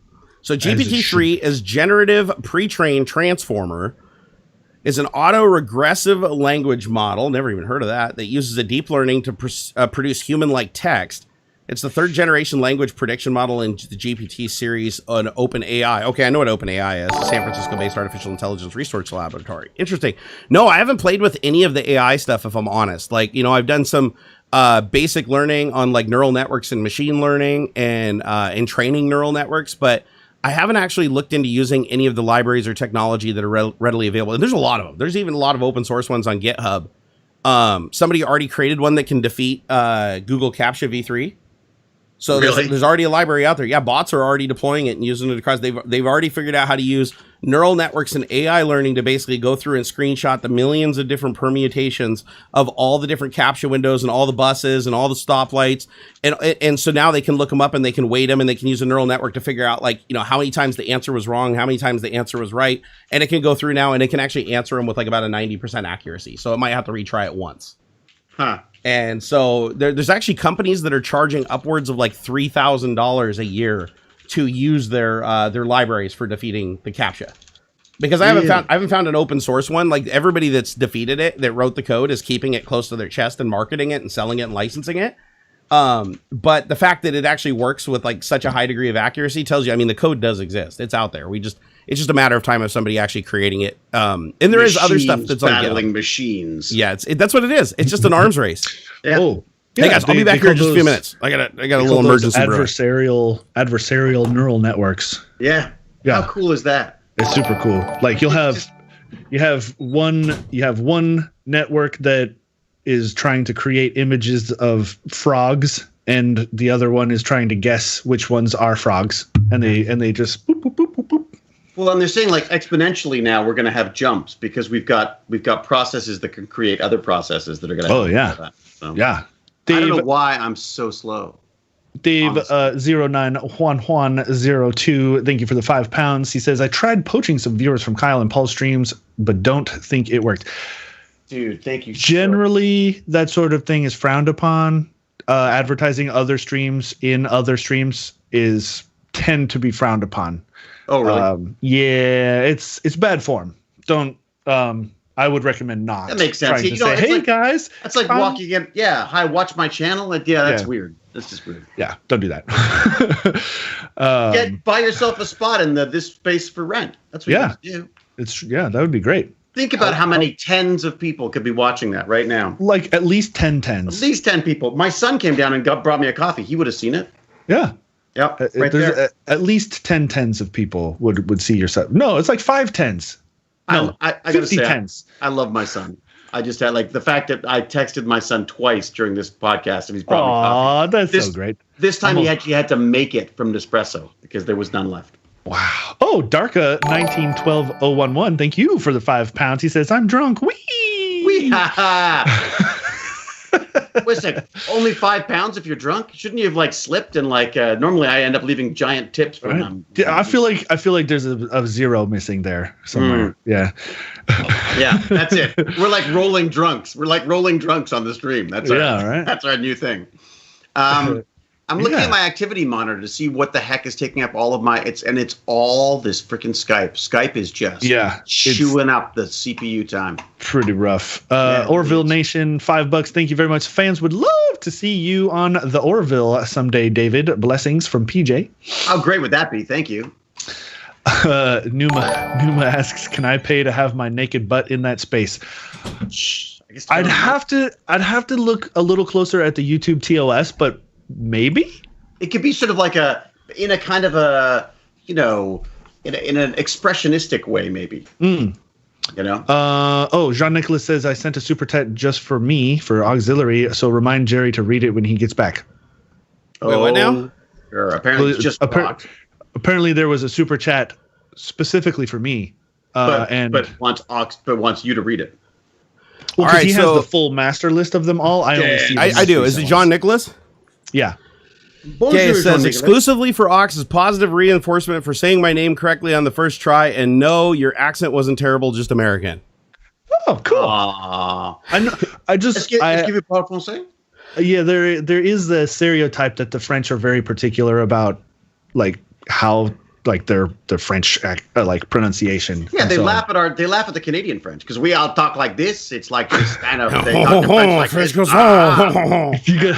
You still got that it's a very sort of colloquial kind of French that we have. I want my eggs side by each, bacon parallel, and a side of toast. So great. In that water. Hey Adam, thank you for the 50 Czech crowns. He said it's Czech pronounced like Czech, and Chechnya. Combine it with Kia, like the car brand. Chechnya. So Chechnya. So okay, we figured out how to say it. And then it's Chechnya is in flipping Russia. okay. So it's not Chechnya, it's Czechia. Wow, man, we're learning words. QA Library, thank you for the £2. He said USA made the last components on the Minuteman 3 ICBM. Oh, that was all USA made. Yeah, they were saying that before. Great. We can blow stuff up. And you know how much that thing probably cost to build compared to if we just outsourced it to China? We could have built 70 of them. So it's a good thing we didn't do that. Although they all would have had data collecting metrics on them and know what we eat and stuff and where we sleep. Be like, why is the rocket looking at me with that howl red eye? I don't get it. I don't remember in the design as putting a giant lens on the side of this thing. What does that do? It does make me wonder how many things are spying on us in our house, though. It's obvious our phones are, right? I mean, that's a given. I still walking around with the best spying device known to man. You're never away from it. You take it in the shower, for crying out loud nowadays. Yeah, I listen to my podcasts in the shower. I love how people are like, "Oh, the vaccine's gonna have a chip so they can track you." Wait, the same people who aren't wearing masks. I'm sorry, what? Yeah, exactly. They're literally typing it and posting it on this device as it's broadcasting the location. The tracking device that So here, let me. I'm going to give you guys a little crash course. Okay, how many metrics do you think this thing tracks on you? Oh, having a mobile development background, I know. Okay, so check this out. So a little bit. Each one of those cameras that's on this device right now are always active. Even they're always active. The circuit board that is pulling the telemetry from those cameras is always active. And same with the microphone. Then I apologize to the internet for anything they may have seen. Yeah, so just to let you know, like, just because you're not recording something doesn't mean that the phone isn't constantly monitoring. You want proof?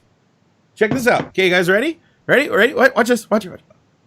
Hold on here. Hold on. Oh, here, I got to do this first. Oh, Face ID. Yeah, for sure. Face ID. So the camera's always looking for your face. It's always looking for your face. And it's an IR camera, which means in the pitch black, even if you turn out the lights, this thing's still got a sharp-ass picture of your booty up in the air. Going to town. Well, I'm just saying. The new ones have LiDAR. So there's no. So nothing to the imagination. So all that camera telemetry is software accessible. There is no hardware disconnect. There's zero hardware disconnect, which means the software inside of this, unless the software is programmed to tell you what it's doing, you're never going to know. So you've got a microphone that's always listening. See, watch. Hey, Siri. Oh, it woke up. Yeah, hey, fuck you. Stop listening to me. Stop listening to me. Well, you think it would be better then? You think it would understand better what I'm trying to say to it? Yeah. So now, why is that important? Because not only does it have to not upload audio, it's basically a stenographer with speech to text. So all he has to do is send the text to the server, which would go by very unnoticed in encrypted packets that are incredibly small when compressed. Like this thing could be saying every word you say right now could be recorded, put into text, and transmitted without you ever knowing it. Like, it would literally just backpack on other encrypted traffic from the device you would never, ever even suspect. If you have care? And then that's a balance, right? It's like, so like with the smart speakers, right? There's a switch on the Google Mini. You can turn the microphone off. And the you know who as well. Is the switch in line with the microphone, or is it connected to a board that disables a relay to turn it off? If you click it off and you say, "Hey Google," it'll wake up and say, "You have the microphone turned off." That's not good. Really? Yes, still listening. Great. Yep. Oh, that's fantastic. So like, it's not even like really disconnecting the mic. Brilliant. And I said that and my phone woke up. I'm mad at Google right now because they're going to start charging for iPhoto. So basically, they put all of these photo buckets out of business, and then I put all my freaking photos on there because I'm like, hey, free space. And now so did everybody else. That's it. So now I'm like, it's like, and it's cheap enough that I may pay for it resentfully, but it's like, oh my God, like talk about competitive. What is it? Isn't that like literally the definition of like anti-competitive behavior? It is. It's bait and switch. Yeah. So, and they're not the only ones doing it. There was a company that was making a home automation kit that my friend Robert bought. That it's free lifetime service. It only works off the cloud. It's like all the devices use this cloud, like IFTTT, which also now IFTTT charges now. So this and that. So now this thing, you buy it and it comes with, like, you get a card that's like, you get with the purchase of this, you get a lifetime service. And then the company sends out a notification after like 2 years after they launch and like 1 million people buy it. And they're like, we're going to have to start charging for our service, unfortunately. So effective at this time, your device will stop working unless you sign up and give us some credit card information. And people went fucking nuts, man. They're like, and so they were going to sue. And then they finally said, okay, if you already have an existing device, we'll go ahead and continue to keep supporting you. But they were ready to just say, fuck it. We're just going to charge everybody a monthly fee on a device that they bought. That one of the advertising points of the device is that there's no monthly fee. Yeah. Oh, I remember. Yeah. But I can't remember the company. To subscription. Even these guys, even my Easy Robot guys. So I've been using their software for ages, and now it's like if you want more than one robot, you got to sign up for whatever, $8 a month. And my biggest concern with that, honestly, is less about. I'd be happy to pay for it. My concern is it means less people are going to use it, which means it's less likely to become a platform that's going to be useful to me. Yeah. Well, online storage companies are so successful because, like you just demonstrated, it's the perfect business model, because what they do is they give you like a terabyte of free space, and you're like, wow, a terabyte? If I went and bought a terabyte hard drive, that's going to cost me a couple $100, like for an SSD or something like that. You're like, okay, so I can store it in the cloud. So if my house burns down, I can get my baby photos back. So then what you do is over the course of like a year, you upload every photo you take, your entire library, you upload everything to this platform until you literally have like a terabyte, or let's say 10 or 20 terabytes of data. If it's Google Drive, for instance, you have like unlimited data or whatever, you fill it up. And then one day they contact you and they're like, we're going to have to start charging for this service. Effective immediately, your account will be disabled in like 15 days if you don't pay us. And you're like, there's no internet connection alive that can re-download that data, and I don't even have anything that could store that much data. It wants. So you literally are forced to pay them. It is. You are literally paying ransom for your data because. So what do you do then? Where do you store your stuff? You pay them. Where do you store your stuff? Well, I store them. I don't trust the cloud. I never have. I do put stuff in the cloud, but for my actual backup, I have it redundantly stored on 2 NAS devices in my house. So I have 2 40 terabyte arrays that. But what if the house burns down? I'm fucked. I lose it. But really important stuff I do put in the cloud, like my son's baby photos and our wedding photos and wedding video and stuff. All that stuff's all off in the cloud somewhere. Like I do store that in the cloud. All of our honeymoon videos that we took and no shit. But no, anyways, I put all that shit in the cloud. In a way, that's where that makes the most sense. Like the most sensitive stuff, the text and the business stuff should be here, should be on a local drive somewhere, protected with backups. And then all of that video crap that you don't care if people see it or not, for the most part, that would ideally be in the cloud because how often do you access it? Yeah. I've got entire boxes of hard drives. I've moved all of them to a Drobo thing, Meredith as I call it. It's great, but it's really freaking slow. And if it goes down again, I feel like I want the whole thing backed up in the cloud somewhere because it's like, I don't know what to do. See, that's the thing though, is back it up to the cloud. Don't use the cloud as your primary storage for those things, because if you do, then they can hold you hostage. Like here's how they got me, right? So Apple had a service. Yeah, so I got my iPhone. Apple gave me a service. It's like a free year of iCloud, 1 terabyte or 10 terabytes or something. So I'm taking pictures and videos on my phone and everything. My phone's never filling up because it's just streaming the shit to the cloud, right? And so fast forward like a year and I go look and I'm using like 4 or 5 terabytes of the cloud service because I wanted to disable it. I was like, I want to save $9 a month because they're charging me now. So I'm going to go cancel it. And it's like, how can you cancel this? You need to download 5 terabytes of data. And if you cancel it, you're only going to have 2 weeks to download all your data. And my internet connection's not fast enough and I have a quota. So I wouldn't be able to download that 5 terabyte for 3 months. So they basically sit you up against a wall in that situation. You're like, even though a lot of that's throwaway video, it takes a lot of time to go through that and curate it online and get it where you want it, and then just download the stuff you want. So instead you just bend over and go, you know what? It's worth $9 a month just not to have that hassle. And that's the decision their marketing team knows that you will come to. That's why it's worth it for them to give it to you for free, even though it costs them money, because they know that just like with a gambling addiction or anything else, that humans are increasingly lazy creatures. And when they're presented with the idea of $9 a month or literally losing all their data, they're always going to pick the $9 a month. And they do. They usually do. But me, I do back up all my stuff. It does make sense. I'm the same. I'm just as bad. So someone's saying that they like Backblaze. Nick is saying they like Backblaze. Really expensive. They're pretty good. Really expensive. They're really expensive. Really? Oh, yeah. Really? Yeah, no, Backblaze is not cheap. So who do you use then? For me, I have 3 different cloud services. I use OneDrive, I use Google Drive, and I use iCloud. So you're using yeah. I mean, Google Drive honestly is freaking great. I'm just a little nervous that they have everything. I'm thinking about getting rid of my Gmail because I'm just like, I don't know, man. I just like. Every image that goes through there goes through their image processing algorithm. So every single thing that goes back and forth in your email contributes to facial recognition, your location that you're at. Backblaze isn't that bad. $60 a year for their cheap, or $72 for Carbonite Basic, or $150 a year for Carbonite Prime, whatever all that. I mean, you'll have to that isn't that bad. Did they change their price in the last 5 years? You'll have to investigate that a little. I may have to look into that, but. They may have lowered their prices because last time I checked on them, they were enormously expensive. They were the most expensive out of every online cloud service I looked at for private storage. Oh, I might have been looking at business backup though. Never mind. I think I was looking at business backup. I didn't know they had personal backup plans. So let's see, what do they have here? Yeah, I'm curious to see what they're.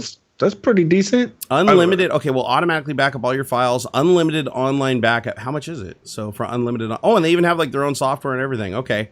So how much is it for? And it makes sense because these guys use just massive amounts of platter drives. So the actual physical storage is pretty cheap for them. Yeah, right. That's $60 a year. You could probably buy your own hard drives at that point. You can even order. What I was doing. Okay, here's a feature that other guys don't have. I was buying my own hard drives, but that's the problem. So then what do? You got a bunch of hard drives that sit around going bad. I mean, what I mean? Yeah. This is cool. They offer a service that nobody else. I might have to actually revisit them then, because I looked at them about 5 years ago and I was like, the price was insane. I was like, nope. And if you're, I think they also do a thing where if your local drive fails, they will mail you a drive. That's what I'm looking at right now. Drive. Yeah, you can restore by mail. Like they will mail you a USB flash drive of 256 gig for $99 or up to 8 terabytes for $189 sent to you via FedEx. Huh. So you can literally just order the drive with your backup on it at 8 terabytes at a time. So that's actually like pretty reasonable. Yeah. Because you might move somewhere where you don't have an internet connection fast enough. Or like my problem was, oh my God. So wait, it's unlimited for $60 a year? Yeah. Apparently. That seems insane. I'll have to look into the small print on that one though, because I don't know how they're offering that. Well, you're not using it. I'm guessing you're using it as a backup. You are not using it as like, it's not about accessing those files whenever you feel like it. Oh, I did. Yeah, you're probably right, because it's probably, their software is probably just doing differential backups of the PC. Yeah, that's my guess. Because otherwise you're, I mean, look, it's really nice to be able to get stuff when you need it, but there's probably a ton of stuff. I should just look at the stats on my Drobo, whatever I'm not using or haven't used in 5 years, just back it up automatically, Yeah, you wouldn't believe the amount of data that Google has collected on you. Like, for instance, I want to do a video on this, and I wanted to for like over 2 years now. You're doing it now, Barnacules. Like right now, check this out. So if you go to myaccount.google.com, like here, I'll give you guys the link right here in chat. So go here right now. Like even if you're not a Google user, like just go there, because even if you just have an IP address and you don't have a Google account, it'll still show you stuff associated with your IP address to an extent. Let's see. But if I go here right now, it knows. Let's see, and I just cleared this like 4 months ago, and in 4 months, it's already figured out where I live again. It knows the last 6 places I lived. I don't even know how that's really possible, but they figured it out. They know the last 6 addresses that I lived at. It has let's see. Where are you looking for accounts. It's got 2 sets of analytics from 2 different accounts associated together. It knows every book that I've purchased and watched. It knows every single website that I've been to. It knows my 224 bookmarks, my 490 smart lock passwords. I can access this all. Where are you looking for this? The personal under myaccount.google.com and then log in. Right, I'm in. And then click, what section am I looking for? Let's see. Scroll down under Google Services. Like, do you see your Google Services? There's like a million things under it. I don't. But then again, you're in Canada, so you guys might have some rules that like prevent them from doing this shit. Yeah, it's possible. You might have like GDPR or something going on there. But like they know stuff that you wouldn't even think that they would know. Like they know every time I've gone to a gas station. Somehow they've recorded that GPS data. They know every day I've gone to a gas station when I felt my car. I didn't pull out my phone. I didn't open an app. I wasn't even in Google Maps. It just knows. It just when you're at a gas station, it uploads when you went there, because they probably sell that data to some oil company and says, okay, this is the frequency at which these customers go and buy gas. Like every month or so, they send me like a report of location data, like where I've gone, and that's like on a map. Nice. Yeah. It's freaky though. It's like they know where you're at all the time because of your phone. Yeah. But check this out. I'm going to click download your data. This is where it gets interesting. So it's called takeout, right?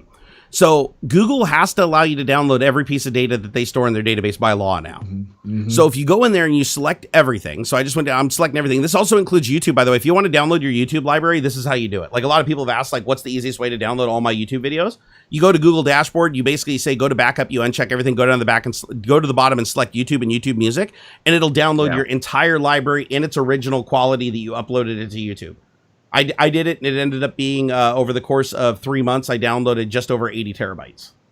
Like it literally filled my NAS up. Like I filled an entire NAS with it. Oh no, it was 40 terabytes. I filled the NAS up, and then I was like, shit, I don't have enough storage for all this stuff. So I actually aborted and I just kept it in the cloud. But yeah, like, so I selected everything, click next steps, and then you have to select like what size file chunks you want, up to 50 gigabytes. And then you say like create an export. Like, do I want a zip file? Do I want a tarball? And then you say create export. And then when you create export, it says, let's see, okay, export in progress. It'll be ready on December 14th, 2020. So it's going to take them 2 days to compress my entire library. And when it comes back to me and sends me an email, it'll literally be like 50, 60, 70 terabytes of data that they have. Wow. It's insane the amount of data. And Bing does the same thing. There's a Bing equivalent too, which is Microsoft. So like Bing probably doesn't have a lot on me. You'd be surprised. You'd be surprised. Look. Yeah. I'm curious. Here, I'll give you the link. Here, let me pop it up here. So let's see. Windows Live Dashboard. Hold on. Windows Live. It's so funny that I don't get this dashboard thing. Damn it! I don't get your damn dashboard up here in Canada. I'll help you with it after the stream. in Canada. I want you to see. Okay, so here, so I just opened up my dashboard. I'm going to go into under privacy. There's a thing called activity history. So you just go here. Let me put it in chat. So it's login.live.com. And you can turn this stuff off, and people are like, yeah, you can turn it off. No, you can turn it off, but the second that you do an update on Windows 10, or if you have other devices in your house that it's not turned off, those will still broadcast data. So that you have to track down every single thing, disable it, and then every time you do a major update, you have to go back and disable it again. So here's what they've collected on me. I have everything disabled. Just so you guys know, everything on my PC, I've gone in every privacy setting in Windows 10 has been meticulously disabled, and I cleared this about 6 months ago. So this is my first time, because you just forget about it, right? So logging in, let's see what they know about me. Okay, they saw my login that just happened. They saw that I searched for live dashboard on Google and on Bing. I don't know how in the fuck they know that I searched on Google, but somehow Google's sharing enough data that they were able to determine that. They know that I just went to Backblaze. They know that I did a search for GPT-3. Now scrolling down, let's see, what else do they know? They saw that I opened Steam. They saw that I opened a bunch of sites that I can't tell you what they are right now because that violate the TOS of the platform. Literally every single site I went to, every single site, including incognito. How in the hell do they know the incognito sites? That's weird. So let me scroll through here. So let me do apps and services. So under apps and services, okay, they recorded when I installed OneDrive update on December 10th. They, let's see, Microsoft Cortana and Search. Okay, so they basically just know every single game I've installed from the store. I'd expect that, right? Because it's coming from their stuff. So now under voice, okay, good. They don't have any voice data. That's good. That means I've successfully kept voice disabled on everything. Search, every single thing I've searched regardless of browser. Let's see, under media. Under media, oh, okay, they saw that I bought The Martian like 4 days ago. Big difference. But now I'm going to look under location data. Oh, fun movie. Yep. Oh, good. Good. No location data associated with your account right now. So I managed to disable every one of my Windows devices and not send them location data. So, but just keep in mind, like, a lot of this stuff is just the default options. So if you haven't proactively gone in and disabled a lot of stuff like telemetry and things like that, both of those dashboards between Google and Bing are going to have a lot of data on you. And it gets pretty granular too. Like some of the data can go down to like the IP address that you have, your NIC, the MAC address of your cable modem. I mean, it's pretty crazy. It's pretty crazy. So, and don't trust incognito mode. Don't trust Tor, because remember, all of those, same thing with VPNs too. People are like, oh, VPNs are secure. No, I want to do a video on this. VPNs are not secure. They are absolutely not secure. They will give you a different IP address on the internet. They make it harder for people to attack you because you can roll your IP address if they find it and they start attacking it. But all your programs are still transacting your personal data over that VPN tunnel, and the destination is still getting that data. So, really? Yeah, don't think for a second just because you're going over a VPN that you're anonymous, because your browser sends so much. Every time you click on a website, your browser sends so much data ahead of time to tell them about your browser and your situation and your time zone and the language that you speak and the resolution of your monitor and the browser version. They send so much information that it becomes like a fingerprint. So if you can take the MAC address from the packet that was sent to them, even over VPN, and you can correlate it with all those other data points, you create a fingerprint. Now you find another database where you didn't go through the VPN, or Microsoft sent some information to their telemetry service, and you find that same fingerprint at that same time, and then you match it up. You join them together. And now you've got a piece of forensic data, and they can say, even though you went through the VPN with a reasonable amount of confidence, they can say that that was you. Yeah, they're saying that they can identify people by their basically just by their history, because it's a unique code that you've created yourself. Basically, there's certain things that everyone does with a certain amount of regularity, and they can base their fingerprinting basically on that. It's amazing. Exactly. Yeah, and the thing is, a lot of this is automated now because there's too much data, right? You can't just physically thumb through this data when it's coming in at light speed. And they don't have the storage to store everything forever, like as much as people want to think. It's like there is a finite amount of storage, even if it is a massive data center. So they pick and choose what data they keep long, like deep freeze, right? They have the data that they keep for like 30 days. They have the data they keep for a year. They have the data they keep forever. And so when you go through those things, if you go into a database and you say, please delete my data, they're not deleting your data because that would fragment the database. What they're doing is flipping a bit in the database saying, don't include this in queries anymore.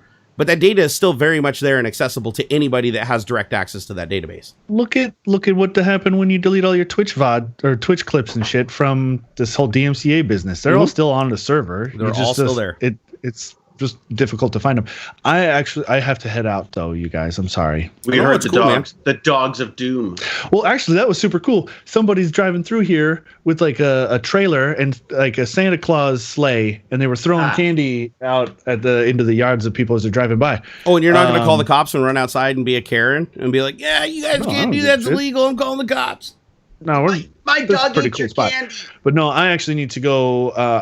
I'm putting in some OT. I'm going to be building some PCs today. So all right, only because you're helping John, I'm letting you off early, so you make sure he knows. Okay. Damn you for not being in Canada. I need John to build me another computer when I'm all famous again. So hey, man, you hit that milli. Hit that milli. I'm gonna hit the milli. As soon as I move back to America. I can't believe you guys. You guys need a Puget system up here. All you do is you have them ship it to somebody that's right on the border, and then you just pop over and grab it and come back. Easy. Yeah, that's so easy during a freaking pandemic. Oh, that's right. That's the problem. Sorry about that. You know what? Maybe next time whenever they lift this crap, I'll come down and it's like a smuggling operation. You gotta walk through the forest. Anything to declare? No. I think we do need to do that though. Once we're all like vaccinated and the virus is done and over with, we all need to get together in one place and actually do a broadcast where we don't have little lines between us. We gotta do rockets. We gotta do rockets. Rockets. I'm gonna paint mine red though, just to be ironic, because I want a red rocket. Red rocket. Yeah, very good. Very good. Yeah. Yeah. That's so clever. Get out of here, AuxxZillary. I know you got to go build some PCs, man. So you sure you do a funny face? Yeah. Do a funny face and kill it. Bye. See, it's harder than it looks. He's looking at him. He's like still trying to find the button. There it is. Struggling as well. There you go. Okay, great. Yeah, of course, mine looks like that all the time, anyways, because I'm freezing every 2 seconds for some reison. Yeah, I don't know. You must have something on the computer. It's like trying to access the camera every once in a while, and it's just that's funny because I'm actually looking at the activity monitor on my little Mackie here, but and it's just all Skype. It's just Skype, GPU, renderer, and then the Google Chrome helper. What PC are you on right now? I'm on the Mac. Oh, you're on a Mac. Oh, you poor bastard. On the old Mac. Well, this is it. This is what I was saying. Like I'm paralyzed. Because I go to look at parts and stuff, and it's like everything's like so overpriced right now. And yeah, now's not the time to build a computer. Like wait till January and everything will start to plummet. Yeah, maybe. And go for last gen hardware too. Like you don't need like a 3090. I know a 3090 would be awesome, but it's like I don't want 2080 for like half price would be awesome. But that's it. Although none of them are right now. The 2080s are still like freaking thousands and thousands of dollars, which just seems like nuts to me. Well, Nvidia's having like really bad shortages. I mean, they're not telling the public this, but it's obvious when you talk to their suppliers that there's a huge PCB shortage, and component shortage. Memories. It's hard to get memory now, or harder to get memory, or good memory. Anyways, I'm gonna hold off. I think, but it's just like I start looking and I just get paralyzed. I think I might end up having to get a laptop as well because I got to get something that's portable because when I'm working, it's like I feel like I need to be able to do stuff. So I'm thinking I might get the little Mac. I might get the little laptop. Do the little M1, the little M1 Mac Mini. The future, man, or even possibly the iPad, because I'm so impressed with my son's little Apple. Oh, the new iPad Pro is like a freaking marvel of nature. Yeah, Baz has it. And the thing is, like this is the part is like if they took and created the which they're going to, right? So you have an iPad with an M1 in it. Make an iPad Pro, put an M1 processor in it. The only thing stopping it from being able to run the entire library of Mac software across the entire platform is a software limitation. Like really? If Apple because Apple wants to be able to sell everything. Yeah. Like Apple doesn't want you just buying one device and being done with it. That's why like your phone and your iPad can do the same exact thing. They both have the same chip, the same resources, just different resolution screen, and the apps are different on them. Why do they have an iPad app and a phone app instead of just having one app with two different resolutions? It's because they want them to be seen. Yep. Or the Apple Pencil pen thing. It doesn't work on the freaking iPhone. I was like, that's the solution for me. You get like a kick-ass phone with the pencil, and it does everything I need to do. There you go. Fine. It works amazing, too. That's the thing is, like, a friend of mine who's a graphics designer, he's on a PC, too. He uses a PC for graphics design, but he has a program. I wish I could remember the name of it. But there's a program you can download that turns your iPad, basically it mirrors your screen over the network. so that you can draw on your tablet and it's actually drawing on the screen while you're doing it. So it basically turns your iPad into like one of those really expensive, like, what do they call it? Like the Wacom tablets. Yeah, the Wacom as like Chinkway or Synkway. But they've got the ones with the screen on them. Yeah, the ones that are like $2,000, and now you can buy an iPad for like $800 that rivals it. And apparently the pencil can do angular detection and pressure. So if you're an artist, you can do some crazy stuff with it. Hey, I want to thank a couple of these people. Harry Bamber, thank you for the 2 pounds. He said, grab a coffee and hope your back is better. My back actually, okay, so not to derail too much. We haven't heard about your back. My back has actually been kind of okay the last couple days. And I don't know if it's because I wrote the Python script to fix my bed finally. Fix is a strong word. I had to hack my bed. Did you hear about that? So I don't think you told them. You told me, but not them. So yeah, so my sleep number bed that I have, it's a sleep piece of shit garbage fucking bed. Don't ever buy a sleep number bed. Like, honestly, heed my warning right now. Do not buy a sleep number bed. It is seriously the shittiest, most crappy built, overpriced piece of technology known to man. And trust me, I know, because I spent the money out of pocket to buy one of these 3 years ago. So long story short, my bed developed a leak. This is the 3rd time in 3 years that the air bladders in this bed have failed. And so the leak is really small. It only leaks about half of the bed pressure every hour. So it's a very, very slow leak. And it's a small air mattress. When you take the bed apart, it's like maybe this tall. It's maybe like 2 inches, 2.5 inches tall. It's a tiny air mattress. And so when it deflates, the whole bed caves in like a hammock, and you wake up with your neck pinched and your arm pinched and your legs up above your head. It's stupid. It basically, just think of like if your bed had like a molten core in it and you just sunk into it like quicksand. That's what it does. So it was killing my back, and it's been doing this, progressively getting worse and worse and worse for a long time now. I've taken the bladder out. I took the whole bed apart, took the bladder out, checked it. I cannot find this leak. It is such a slow leak, and it only happens when I'm like laying on it. There has to be force to like, it must be like a pinhole somewhere. You can't put it in water. It's too big. Like, I tried putting it in the bathtub, and it's like all wrinkled up, and it makes so many bubbles and so many air bubbles trap. I can't tell where the bubbles are coming from. Right. So anyways, my solution one day is, I'm like, wait a second, I spent 15 years at Microsoft writing automation. Why can't I automate this situation? So, because here's the problem with the bed. It is such a cheap piece of shit. Let me explain. A sleep number bed is a $20 Coleman air mattress with 2 small layers of memory foam put on top of it, with a giant sleeping bag that looks like a mattress wrapped around it so that people looking at it will think it's a real mattress. But it is just a Coleman air bed with a tube coming out of it going into the equivalent of an aquarium pump. Now, the way that they determine what the pressure on the bed is, they don't even do PSI because they don't have a pressure sensor on it. Instead of a pressure sensor, they just run the motor and test the resistance on the motor. So as the motor works harder, they just assume the pressure is higher, right? So they're like, okay, that must be 90, shut off the motor. It's like, it's stupid, but the problem with that method is it only knows the pressure of the bed when the motor's on. So when it's slowly leaking overnight, the bed never can check to see if the pressure has gone down to kick the pump back on and equalize the pressure. It also has the same problem if it overinflates. Yeah, it's a stupid design. Like, let's say you inflate the bed when it's like 30 degrees in your house. Like, let's say the heater broke, the power went out. It gets really cold in the house. They actually have this as one of their forum posts. So they don't have an overpressure valve. So if you actually have it pumped to 100 and it's 30 degrees in your house when you do it, and then you start a fire and it comes up to 100 degrees in your house, it'll expand the air in the mattress and literally blow the bladder. So because they don't have a relief valve that like knows that it's overpressure. So what they say is, if the temperature's going up in your house, periodically lower the number and up it again so that it can re-equalize the pressure.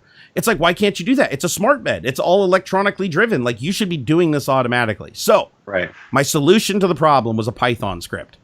I wrote a Python script that connects to the website, which it's a cloud connected device. So like if somebody hacked my iSleep bed, I mean, go for it if you guys want to. I'd be curious to see what you guys can do.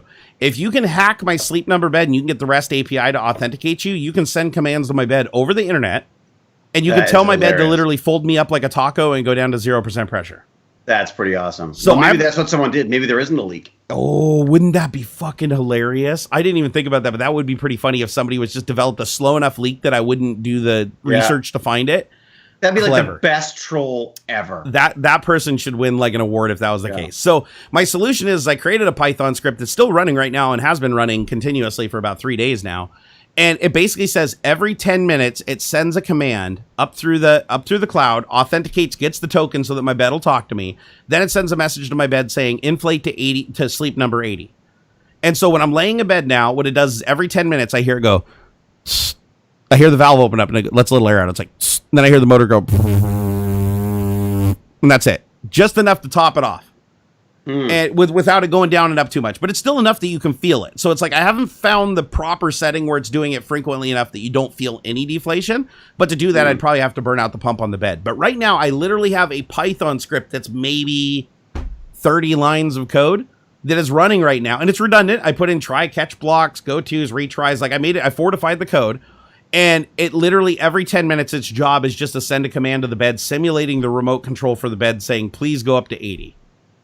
And I can control everything else too. I can also I can move the back up. I can move the lower up. I can turn the feet heater on and off. Like if I want, I can say, at this certain time in the morning, turn my feet heater on. That's a feature that they don't even have in the bed. It's not even a feature that's built in the bed, but I can do it externally now that I have control over the bed's like functions. Oh, that's neat. Yeah. So that was my introduction to Python the other day. But here's how the thinking went though, so that you can understand like the mental process around how I approached the problem. I didn't immediately go to code to solve the problem because my first assumption that I made incorrectly was this is probably some proprietary system that they're using to run the controls on this bed. I just assumed it would be. And I made the same assumption. So my first thing that I tried is I took the app on my iPhone and I mapped out where I'd have to touch on the screen to get it to go down a sleep number and then up a sleep number and set both of those settings to basically trigger the bed. And so what I was going to do is I was going to use Dexter Arm to actually push the buttons on the phone. So I was going to have God, we still I haven't we're supposed to talk to them, but I haven't. I feel they've been hitting me up nonstop. So I will get us going a call next week. So yes, next week, earlier in the week is probably better for me. Yeah, we could probably even arrange it like maybe like Monday. Yeah, let's do it. Okay, so I'll talk to him tonight. So perfect. Dexter Arm, if you guys don't know, is my 5-axis robotic arm that I have from Haddington Dynamics. And it's a 3D printed arm, so it's really cool. And you guys have probably seen it if you watch my live streams back in the day. But I was like, it's got a servo built out, burned off on it, so I'd have to take the servo and like permanently fix it, and then I'd still be able to use it. There's still enough axes to do what I wanted. But I was like, I'm gonna have to pull it out. I'm gonna have to get the software all set up again that I didn't have to like control the robot. I'm gonna have to record the motions and play it back. And then I'm gonna like, what if the phone moves? What if in the middle of the night the phone? I mean, there's too many things that can go wrong, right? But it would have been cool. I wanted to make a video of literally Dexter just inflating my bed all night and have like a time-lapse video on my bed of it going all night long. Well, Dexter's up here just hitting the button. It would have been a viral video. It's like watching the tide. Yeah. So it would have been a total viral video. And I still plan to do something similar to that once I get the new Dexter arm. But I was like, okay, that's too complicated. That's going to take too long to set up. And keep in mind, this is like 2 hours before I go to bed. So I'm like, and I'm dreading going to bed because I have back pain that's been really, really severe for the last 3 days because this thing keeps deflating during the night and pinching all my nerves.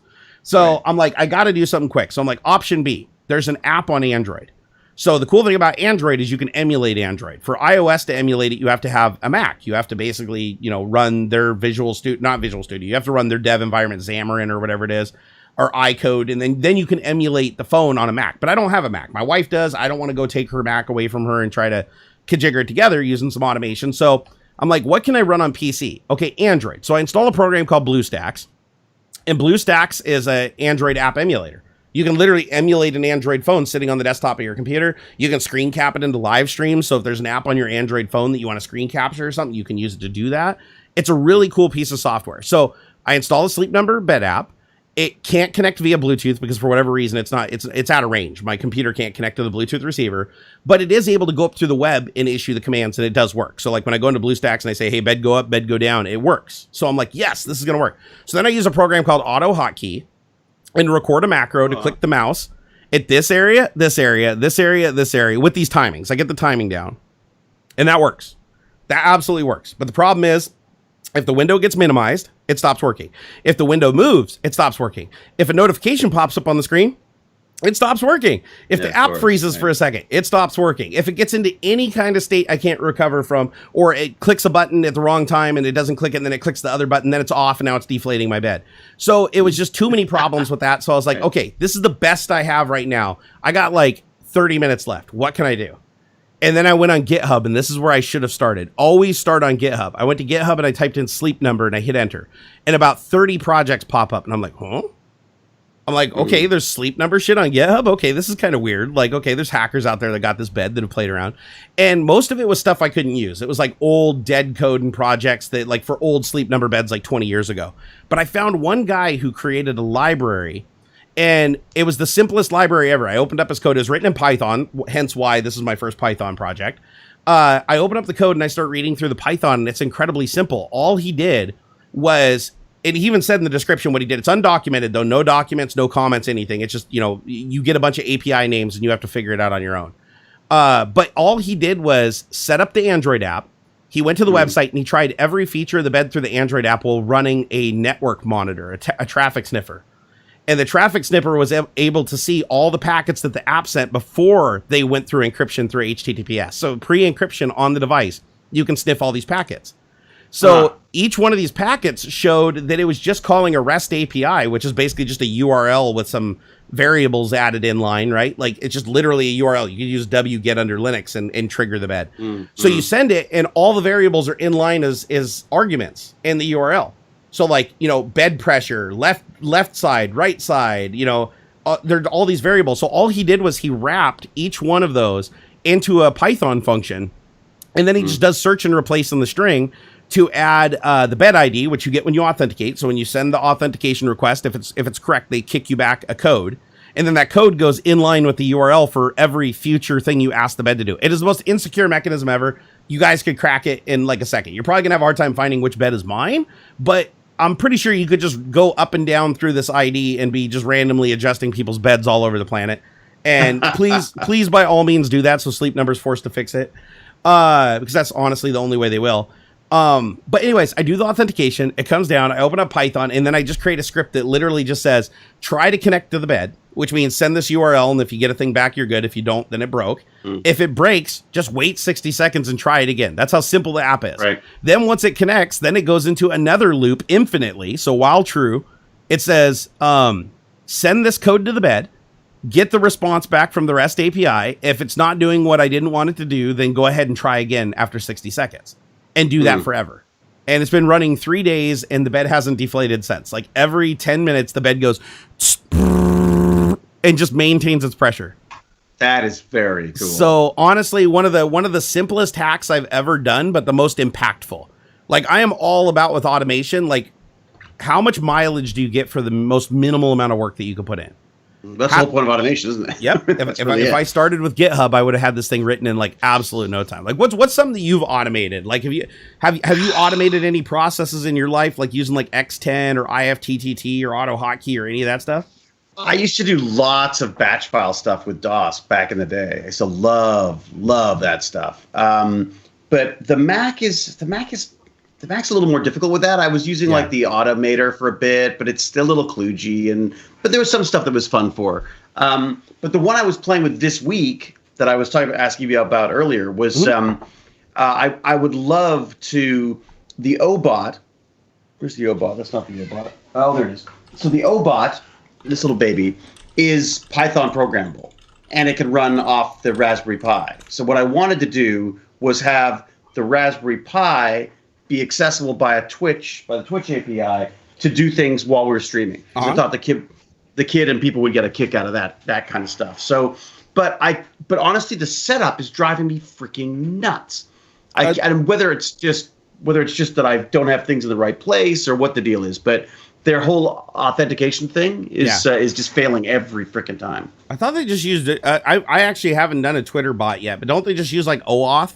Where you basically do a form post to them and then they give you back an ID and you're good to go. You That's it. I got the ID. I put it in, but for some reason it's just not. It's not liking it. Or I'm maybe you know what it most likely is, and this is what that gets me every time. Is it's like I fix one thing, but I've also been playing with something else. Oh, okay. So you end up going like, did I check both of those together? Did I not check? So I'm dealing with things that I just don't know anything about. So I have not done a lot of Python. I have not played a lot with coding of the OBots, and I have not played at all with the Twitch API. So I'm sure I'm missing something somewhere, but you may get a frantic email at some point with me going like, what the fuck is wrong with this code? No, I'd love to help you, man. You feel free anytime to send me that stuff. It's good for me to go through and code review stuff like that's what I did for so many years. So I can tell you a trick though that has always helped me with automation, like any automation, doesn't matter what you're doing.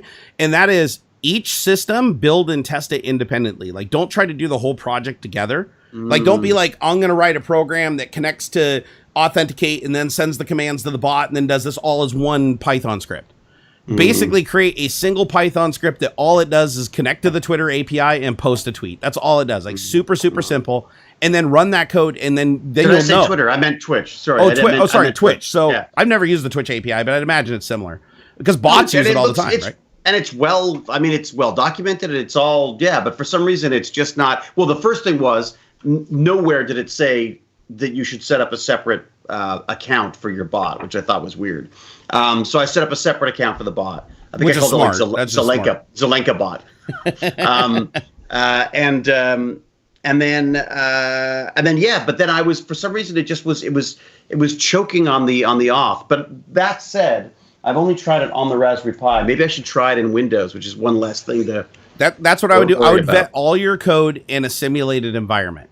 And that's what I do when I do automation too. Like even if I'm working with external mechanisms, like even Dexter arm, there's a virtual arm that you can maneuver because sometimes when you're playing with it, it'll swing the arm around and bang it into your monitors or try to push itself off the desk. So it's nice to be able to test your code against the virtual arm and make sure that it's in the ballpark, then test it on the real thing. But OBot has a nice little one that actually simulates what it's doing as well. Yeah, and they usually do because how hard would it be to like give every developer a robot and expect it to not have any problems or firmware problems at all? You want to give a perfect environment for developing the code and then use the real thing for testing. So what I would do in your case is I would literally just create a simplest Python script that's like 10 lines of code that basically says connect to Twitter or connect to Twitch with this username and password. Get back to authentication. Success. Yep, and then just have it just literally type success into the chat and watch your chat. Smart. And if it works, then you know that unit works and you can check it off. And then the next unit is, okay, now I'm going to write a piece of code that connects to the OBot, not from the same script. Go create a brand new script that is like connect to the OBot over serial or USB or using their library, right? Load their library, connect to the bot, and make the bot blink or move its eyes. And then once it moves its eyes, now you know the authentication of that works. Now, once you have those two components and they're working independently of each other, then you create the third component, right? And the third component is the actual bot itself. And the bot itself, now you know in your head, you don't have to keep going, oh, God, is it the bot that's fucking up? Is it the script that's fucking up? Like, what is going wrong here? Instead, you can assume hardware, you've got hardware, you've got Raspberry Pis, you've got code. Exactly. Yeah, you're absolutely right. So rule them out. And honestly, like you might think that, oh my God, like that is completely like unintuitive for ADHD. No, that's why I do things that way. Because with ADHD, I'll go in and be like, change 50 lines of code. And then I'll go run it and I'll be like, oh shit, new problem. 50 lines of code, change it, but by me putting it into different files. And the files have to be tested independently. I'm not talking about creating a library and then ingesting the library into another thing and trying to use it. I'm talking about creating a unit test. Like every single thing that you create has a check and a balance that tells you whether it's doing what you expect it to. That makes absolute sense. Yeah. Yep. Actually, that's one of the things we were required to do at Microsoft. Anytime you wrote any kind of code that was going into production, there had to be a unit test for every function you wrote. So if I wrote a function that put text on the screen, I had to write a unit test function that would literally call that function. So the name of the function unit test, and it would have the same variables, and I'd have to run that. And its whole job was to call my function and then for me to have a bunch of assertions. And then if any of those assertions failed, it would throw an error and it wouldn't allow it to be included in the build. So like, for instance, I'd write a program, say, okay, I want to write a program that increases my mouse resolution. Or sorry, a function, not a program, just a function. So I create a function that I give it a speed for the mouse, and this is how fast I expect it to move the cursor. So the unit test would literally be call that function, set the resolution of the mouse to this, and then measure the movement with a screenshot between the mouse cursor here and the mouse cursor here. And the unit test would make that measurement. And if that measurement wasn't exactly or within a margin of error of where I expected it to be, then I assert that failed.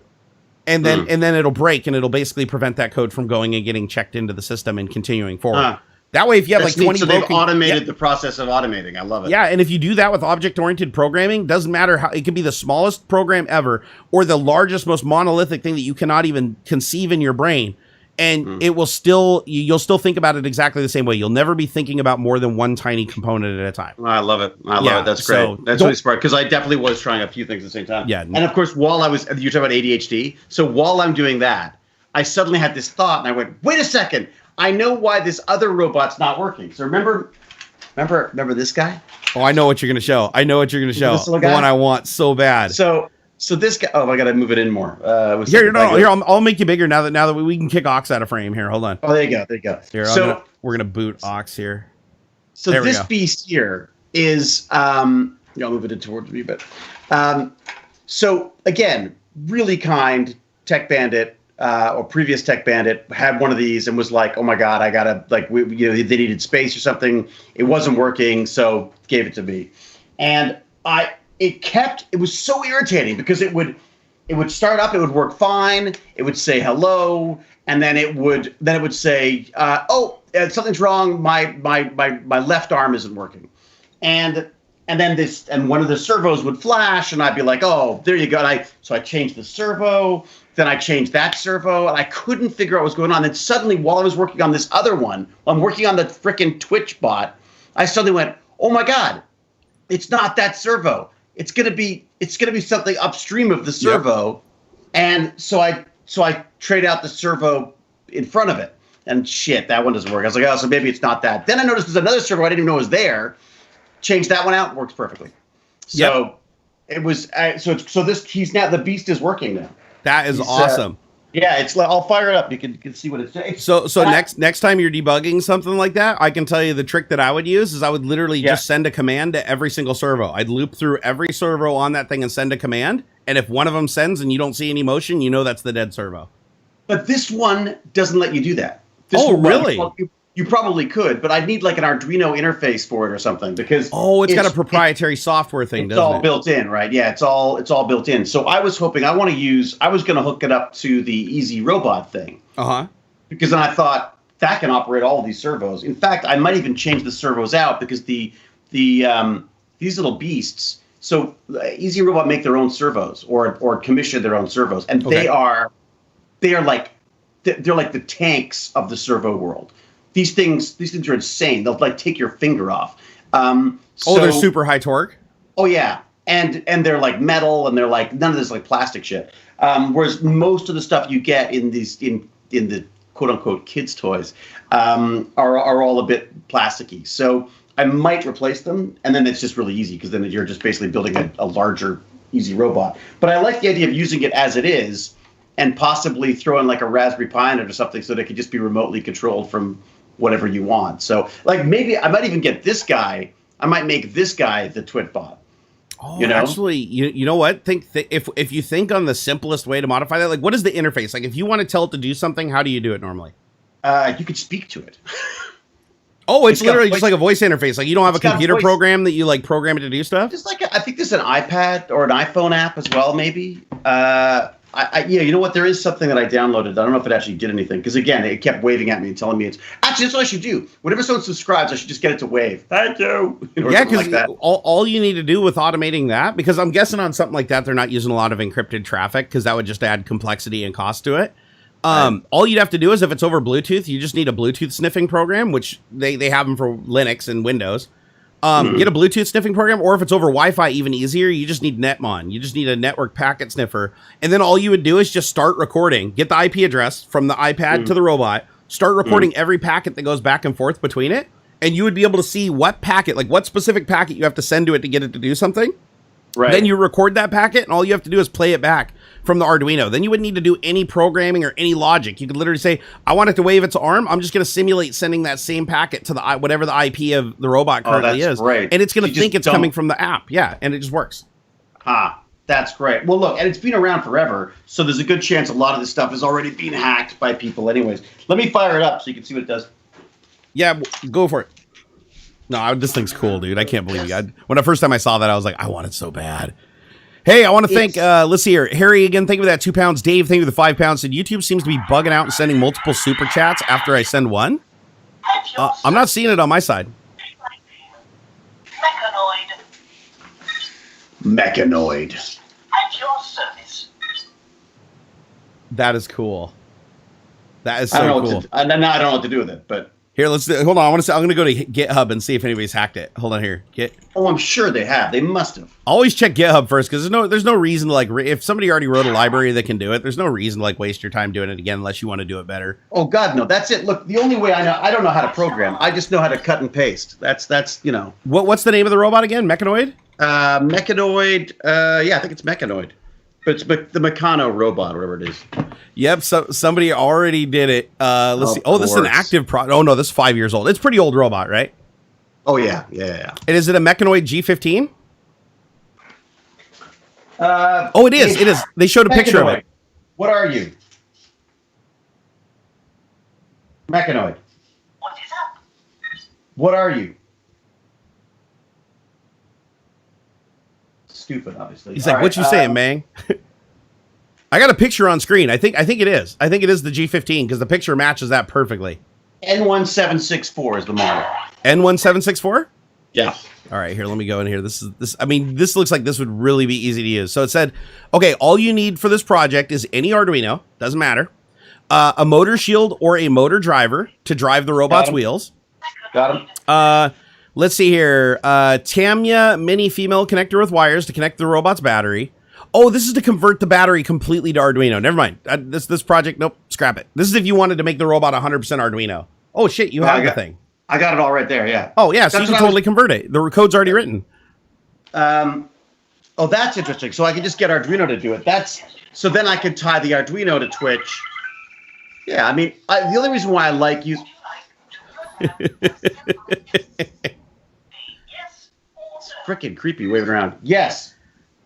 Most excellent. Robots challenge. Use LIM. Program me to do a dance. Program me to do a dance? How?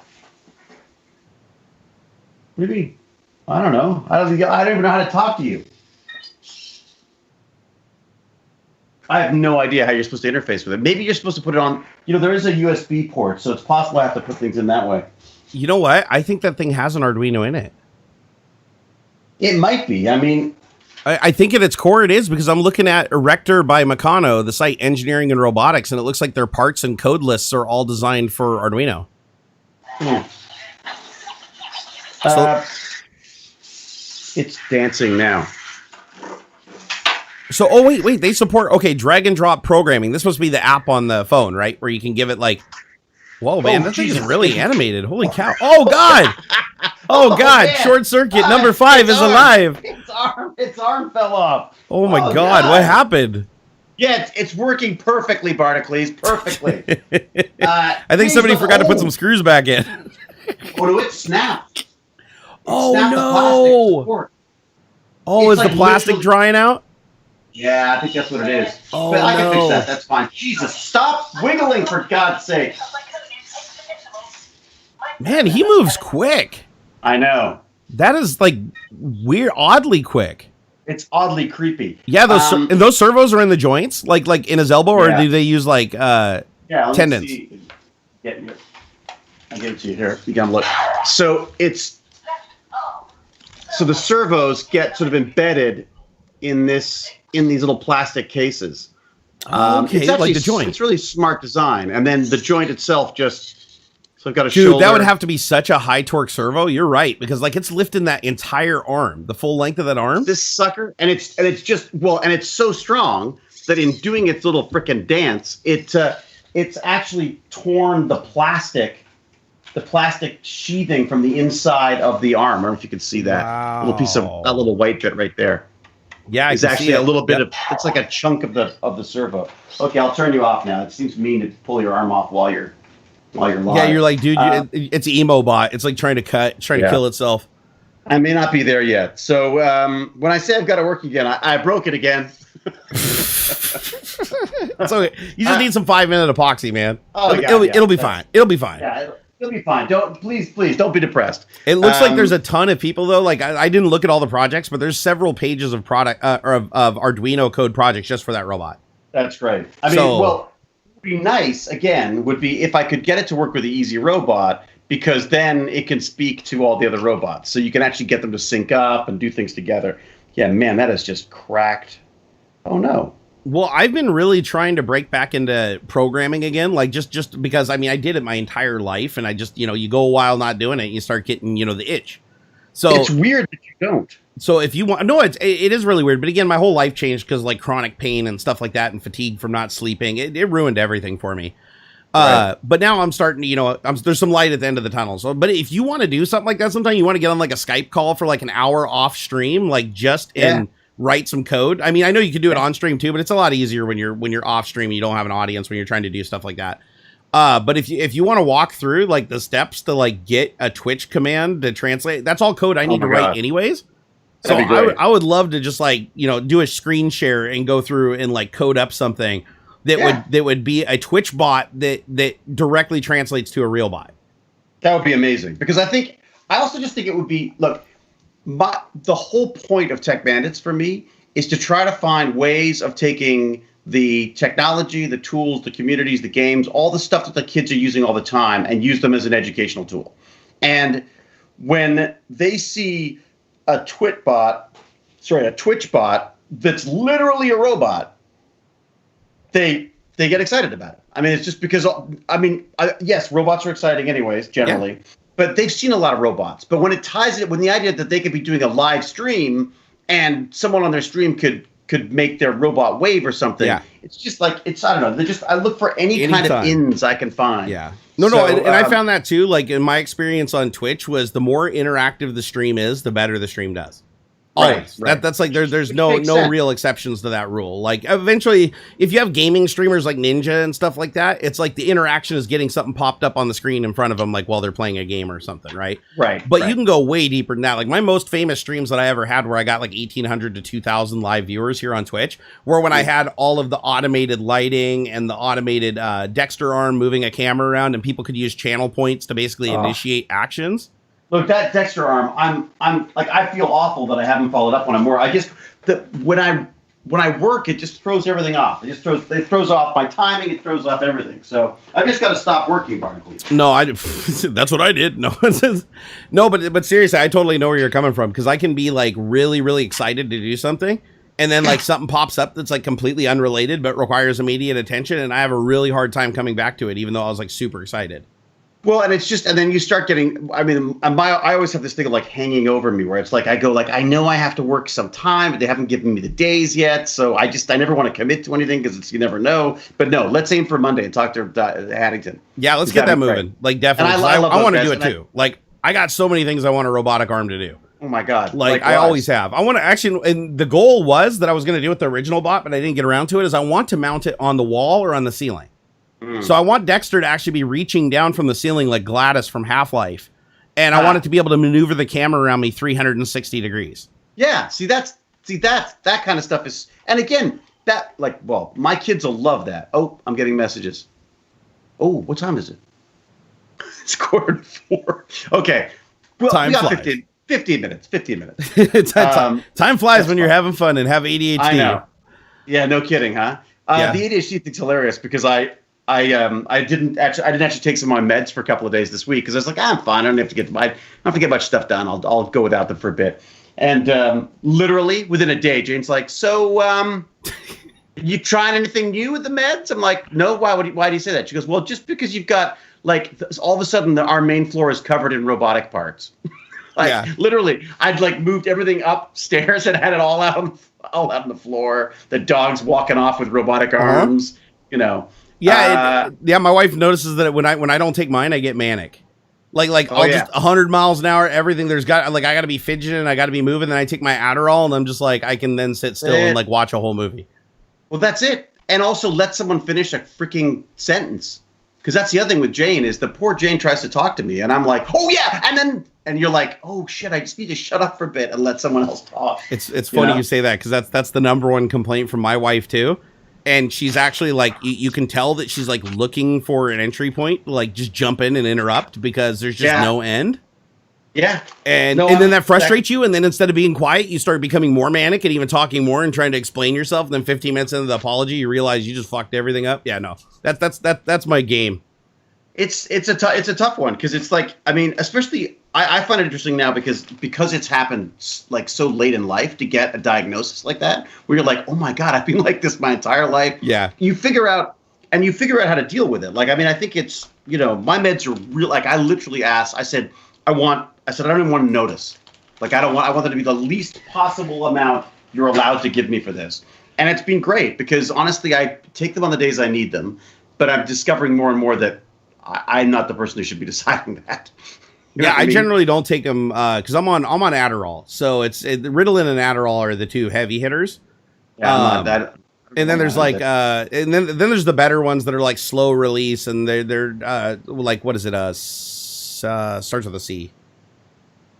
I don't know what mine are. I should look them up. You're like, she hands me a bottle and I take me. It's like it's arsenic. She's like slowly killing you. Yeah, that's it. That's it. Well, the funny thing with mine are that they're not. Of course, they're not covered by insurance either, right? Actually, I found because they're probably the name brand ones. Like down here, I can get the generics for free. Like I can't get Adderall, but I can get amphetamine salts. It literally on the bottle says amphetamine salts. We're like if I get on Dexy's Midnight Runners. Oh, yours is dexamethasone or whatever it is? I think it might be, yeah. Yeah, okay, that'd be Ritalin then. Oh, is that Ritalin? Yeah. So Ritalin is dexamethasone or something like that, and then Adderall is literally just amphetamine salts. Pure amphetamine salts. Like basically it's like... Sorry, go ahead. No. I'm trying to figure out what the name was because I was on it for a little. I can't take Ritalin anymore because we found that it caused a weird heart condition that could... make me literally deoxygenate and pass out. And it happened like 7 times and we finally tracked it down.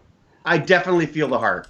There are times I definitely feel the heart sometimes, but my heart's okay. So it's like whatever. And that's a common effect. Like, don't let that scare you. Like actually, okay. So Ritalin is, methylphenidate is Ritalin. So yeah, methylphenidate. And then, I thought Adderall was just... Adderall, I think, might have a name too, but I think it just says on the bottle amphetamine salt, which I think is hilarious because it's like they just put the name of the ingredient, right? Let's see. And do they ask you for like ID and all this stuff when you get them too? They're like, why are you taking these? I'm like, well, because I got prescribed them. They're like, why are you asking me? I guess because it's the party drug, right? Oh, did you say it was dextroamphetamine? Might be because that's Adderall. There's definitely a D in there somewhere. That's all I know. So methylphenidate is Ritalin and Adderall is dextro.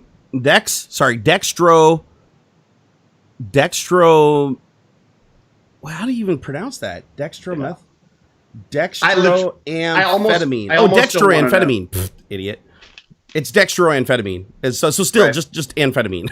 It's dextrose and amphetamine. Sugar. But how weird is that? Yeah, it is weird that there's a medication that's just that pure. Like it's not some crazy compound. It's literally just pure amphetamine.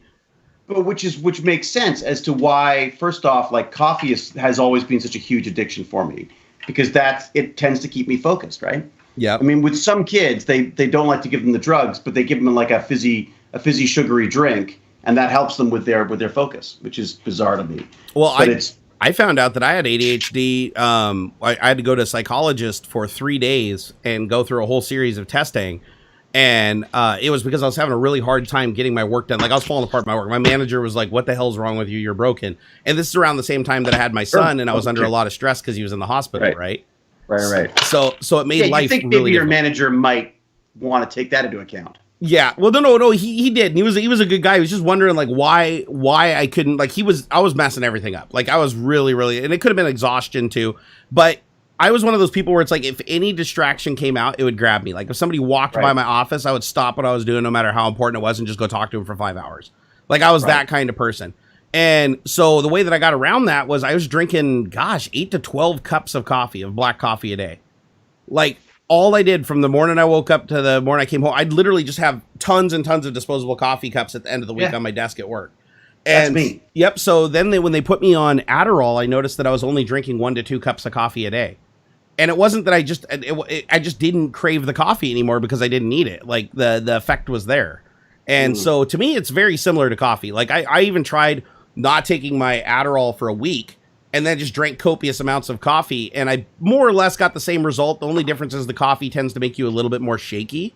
Yeah. Like caffeine. Adderall doesn't really can do mess that. with you a bit. Yeah. Yeah. It really is. It's like coffee without the jitters. Caffeine effects. And without that horrible sickly feeling you get if you have too much coffee. Exactly. And the thing was, when I drank coffee every day, like I didn't really get that feeling. Like I never got the jitters. I could drink like 12 cups of coffee a day and I wouldn't get jitters like at all. But then after not doing that for a long period of time, now I drink any more than like 2 cups of coffee a day and I am like shaking like a leaf. I should really get off it because I do a lot of coffee. But it's almost like I feel like I've given everything else up that's fun. Coffee's not necessarily bad for you, though. There's actually a lot of really good things that coffee does for you that people don't really take into account. One, the amount of caffeine that you'd have to ingest to actually do permanent damage to yourself, like your brain or your organs, is like inconceivable. Like you could not drink enough coffee to do that. Inconceivable. Yep, yes. It's I love Princess Bride. God, the best. So also, aren't they doing a remake of that too? Oh God, I hope not. Oh God, if they do, they've got a lot to live up to. They'll butcher. There's no way that can work. Unless maybe they do like a live show or something. That could be fun. Who would they replace Andre the Giant with though? Like who else could play that character? Dave Bautista. Too small. Yeah, he's too small. He's too small. Like, I mean, I guess they could beef him up, like, put him on some stilts and stuff like that. But oh my gosh, Andre the Giant was like one of a kind. There was nobody else like him. The way he talked, the super deep voice, like naturally, like you looked at him and you thought that this was just a massive, massive guy, right? They didn't have to do any CGI. I just don't know why you'd redo it. I just don't know why you'd redo it. It's so perfect. Like do a sequel, do something like, I mean, like that, like maybe a sequel if you have to do something new, but I just don't understand why they bother. You know what I mean? The other thing is that's a really old movie. Wasn't that shot in like the 80s? Or yeah. Oh God, like it's got to be like at least 25 years old now. So if it was shot on film, then that means that they could digitally remaster it to like 4 or 8K. There you go. They can redo the effects. That's what I would do. Is I would go back and redo the movie. Keep all the editing, all the dialogue the way it was, but go through and just do like extreme resolution, color correcting, and like smoothing. I know that's going to make a lot of people mad because they're like purists, but I'm saying if you're going to recreate the movie to get a new generation interested that might just think it looks a little dated, the technology is there. Did you see the up-reses from the Star Wars? Oh my God. Yeah. Film? Oh, the resolution, it looks sharper than anything they've ever shot on like $1 million digital camera because the lenses they used were amazing. Look at the resolution stuff they could do with that old like black and white footage from God knows when. It's insane. The AI stuff that's figuring it out. Oh. Gosh, what was I just watching the other day? I was watching a YouTube video of some footage that was shot in the 40s. Of the train station? Oh, yeah. It was the train station. Yeah, the AI that they did for like, was it Grand Central Station or something? It was one of the big ones, the big stations. And it was like so razor sharp. You could like see like the hairs on the people's faces and like the thread in the cap. And you're like, and the original footage just looked like garbage. Like it literally looked like hot garbage. And all of a sudden they look like humans. All of a sudden they look like, instead of looking like black and white, one of the most powerful things I ever saw was this woman who does, she was colorizing photos from the Second World War, and she started colorizing Auschwitz identification cards. Wow. So she would go and research the fabrics. She'd go and research the families, the people, so that she gets the right hair color, that she gets the right time of day, the right lighting, like everything to colorize them. And I've never been a big colorization fan, but seeing these little girls in the prison uniforms, in the prison camp uniforms, all of a sudden it gives you a reality to it that was just never existed before for me. There was an ability to distance yourself from it because of the black and white. And when you see them in color and you see the light in a child's eyes and stuff like that, it all of a sudden the feeling of loss was like so much more than I'd ever sort of experienced before. Probably because I'm just a cold-hearted bastard, but also just because I think we're so modern now with this stuff that there's black and white is like a different. It's easily sort of compartmentalized, if that makes sense. Yeah, it takes away it takes away the distance, right? It's like or the age. Because you look at it and you're like, that happened like 1,000,000 years ago. But then when they do the color correction and the sharpening and remove all the noise, then you're like, that could have happened yesterday. Like it brings it way closer and you take it much more seriously. Yeah. Well, and it sort of is happening in different places. Right? I mean, it is. Unfortunately, you're watching, you're like, man, they did a really good job with that AI. No, that's from South Africa yesterday. Like that happened in Zimbabwe. It is extraordinary because I mean all of a sudden it's like did you see that one that they did where they took all the World War II footage? It was one We Were Heroes Once We Were Heroes, something like that. It was like I don't think I've seen that one yet. I saw the Titanic one. I saw the remastered Titanic launch footage. That was pretty cool. Oh really? I didn't see that. Yeah, so it's like razor sharp, and they took out all the noise because there was a ton of noise back then because of the film. I saw them blow up a whale. That was like what was I watched. Remember the whale explosion? That was oh my god! I saw that. Still that'll be classic forever. They remastered that, right?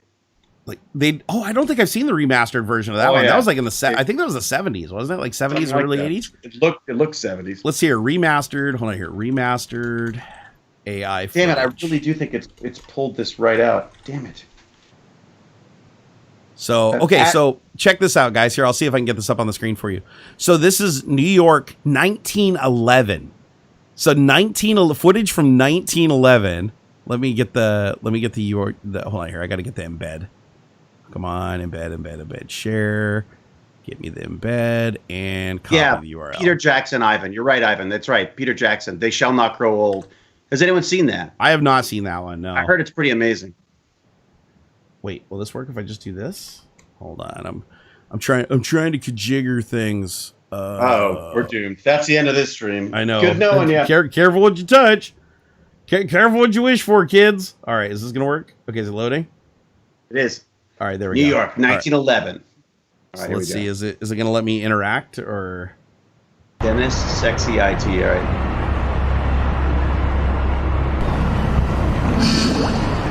Ah, there we go. Okay. All right. This is the original. So yeah, you see how like blurry everything is? Yeah. Well, and how small New York looks. Oh, actually, no. This is the remastered version. Let me see if they show the original. It is? Yeah, look at that. Look how sharp the clothing is, though. Like this is 1911. Oh, I see. And it's 60, and they also upscaled it to 60 frames per second. I've seen better than this. I have too. Yeah, this looks almost hand painted. How about wait, what is this one? 1901. Let me see if this one looks any better. It was a train one that was the one that blew me away. Let me see if I can find that one. So it's a train. I think it was a train of some sort. Train footage AI. So arrival of a train at Les Sirotat. What is it? Sirotat? Oh, 1896. Holy crap. Let me see if this is it. Man, it's wild watching them unload the ferry though, huh? These freaking horse-drawn carts coming off a ferry. Wow, some of these are really, really old, like 1890. I didn't even know they had. Like I didn't either. Like really? They were probably massive camera setups, I imagine. Well, actually, I'm trying to find one that'll show like the before and after, so you can see just like what it generated on its own. Mm. Oh, actually, hold on. I think I found one that does a pretty good job. Here, let me see. Man, it's pretty cool though, as you say. Like they managed to sharpen things up to such an extent, and the 60 frames makes a huge difference from the sort of feeling more like you're there. Yeah, it makes it like real. Let's see. I mean, sometimes it looks a little bit fake though, like because you're not used to seeing film at 60 frames per second, right? Oh, this is creepy. Okay, here I got one that's Beverly Hills in 1935, and like it almost looks like GTA. Like it looks like the cars are just so sharp that they're like rendered. Mm. Oh, this is crazy. Okay, here let me load this one. Here, I'm gonna do the embed this time. How wild is it that the kid who just walked in front of the camera and stared down the camera because he thought it was interesting to be on camera is now immortalized for, who do you think he ever imagined that in 100 or so years he'd be on YouTube? Never. Okay, so here we go. So this one is Beverly Hills, right? So let me see. Can I? Thanks to K-Tonic for the 50 secs. Oh, did we get some sexes? Oh shit. We got some sexes. Oh, OBS just closed. Click yes to keep streaming and recording. Yes. Your stream recording session is still running in the background. Whenever you're ready, click OK to end your stream recording and relaunch the application. Shit! All right. Well, look, it's 4 o'clock anyways. It's like it's telling me I should go. It is. You want to go ahead and jet? And I'll go ahead and do the outro and shut it down? I should jet. Thank you very much, as always, Barnacules. It's a pleasure. No, pleasure's mine, bro.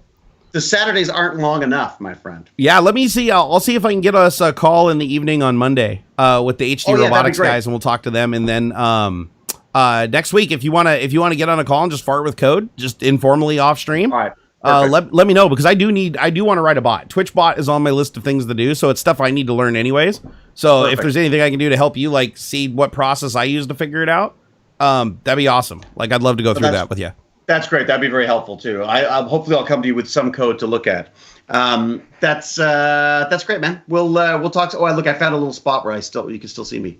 Is the stream still like actually working? Like Can it still see me? Like I'm like around the corner. I can't change anything because the UI is completely crashed, and somehow OBS is still running a streaming thread in the background with no UI at all. Let me have a look. Let me see if we're going. Oh, I can see it in the preview on the browser.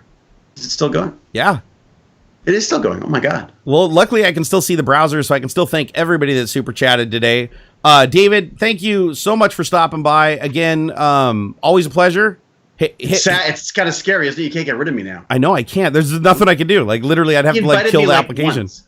He invited me once, and then now he has to crash his computer to get me to leave. I can't even remove the overlay of the Beverly Hills 1935 thing. So you guys are gonna have to go to YouTube and just look that up yourself. Yeah. Unfortunately. Have a great day, everybody. All right, get out of here. Give the family my best. I'm done. What do I do? Just bail on this Skype call. Just bail on the Skype call, man. All the best to all. All right, later, sir. All right, to the rest of you, it looks like I gotta like look around the edge here. Hold on, is it over here? I gotta be like over here to see like around the edge of the thing. Hold on, I'm waiting for my only preview now. Is the like 30-second delayed thing in the studio app? There you are. All right, there we go. I can kind of see now. Like I think I'm in the right spot. Thank you guys so much for stopping by today. We usually do end it at 3 hours in, so this actually works out pretty good. I will be streaming again on Monday over on Twitch. I stream Monday, Wednesday, and Friday on Twitch, and Tech Talk on Saturday here. So make sure that you're following Barnacules Nerdgasm on both platforms. They're wildly different streams, though, just fair warning. This one's tech focused. The other one is like literally anything goes. Ketonic, thank you for the 50 sexes. He said, might the name you were looking for be Concerta? Yes, it was actually. That was the name of the drug that I was thinking about. Harry Bamber, thank you for the $2 roonies. Dave said YouTube seems to be bugging out, sending multiple super chats after I send one. Actually, no, that it looks like on my side it's working great. So hopefully it's a glitch on your side. Nick, thank you for the $5. Said Backblaze even releases reports on the hard drives that fail the most often. It's a ton of great data. Well, that's cool. I like companies like Puget Systems and stuff that like release all the research data. Like they don't really hold anything proprietary. It's like everything they learn and everything in their process, how they build their things, how they put it together, why they do things the way they do. They publish it all to anybody. They don't charge anything for it. It's just available. So if you're building a new computer, even if you don't want to buy one from Puget Systems, I highly recommend you go to Puget Systems. And they're not a sponsor. They built my computers years and years and years ago. I have had zero contracts, no relations with them, no affiliate links or anything ever. So go check out their site and go through their library of knowledge that they have for whenever new technology comes out, like Ryzen and RDNA2 versus Nvidia 3 series or 30 series. They do all these like really, really in-depth analysis and reports, not just for gaming performance and stuff like that, but more for like the professional applications and like getting down to the nitty-gritty. It's really cool stuff. I highly recommend it. Dave, thank you for the £5. He said, sorry, Ox, I left a donation to them both. Thank you, sir. Appreciate it, Dave. Nick said, Backblaze is one of the best cloud storage options. You know what? Last time I looked at Backblaze was probably 5 or 6 years ago, and it was from a business capacity. So I never did look at their personal plans, but now that I'm going back and looking at them, they actually look like they may be a good option for me just to cancel all my other drive services and just move to them. Because I rarely use OneDrive or any of those services to share files, because if I want to share a file, I'll just do it directly through my high-speed internet connection. So I want something that's more for backup. So Backblaze actually looks like their software is like really, really tuned to that model. Plus you can have it only upload in certain intervals so you don't like, kill your cap on your network connection and stuff like that. I'll check them out. If they're good, I'll let you guys know. Orville Nation, thank you the $5 super chat. He said, fans would love to see you on the Orville someday, David. Blessings. The Orville got canceled, unfortunately, and I think that they're going to release a third season that they already shot, if memory serves. I don't know when it's coming out, but unfortunately, unless they get picked up by another network, and I hope they do, I think that ship sailed. Dark, thank you the £5. He said, I'm drunk. Whee! I know, being drunk's fun. I miss it. I don't drink that much anymore because it combined with the medications and stuff I'm on, even just like having like any more than one drink, like a beer or something like that, ends up making me feel absolutely hungover. So after going through that a couple times, I was like, not so much. So I just remember my glory days.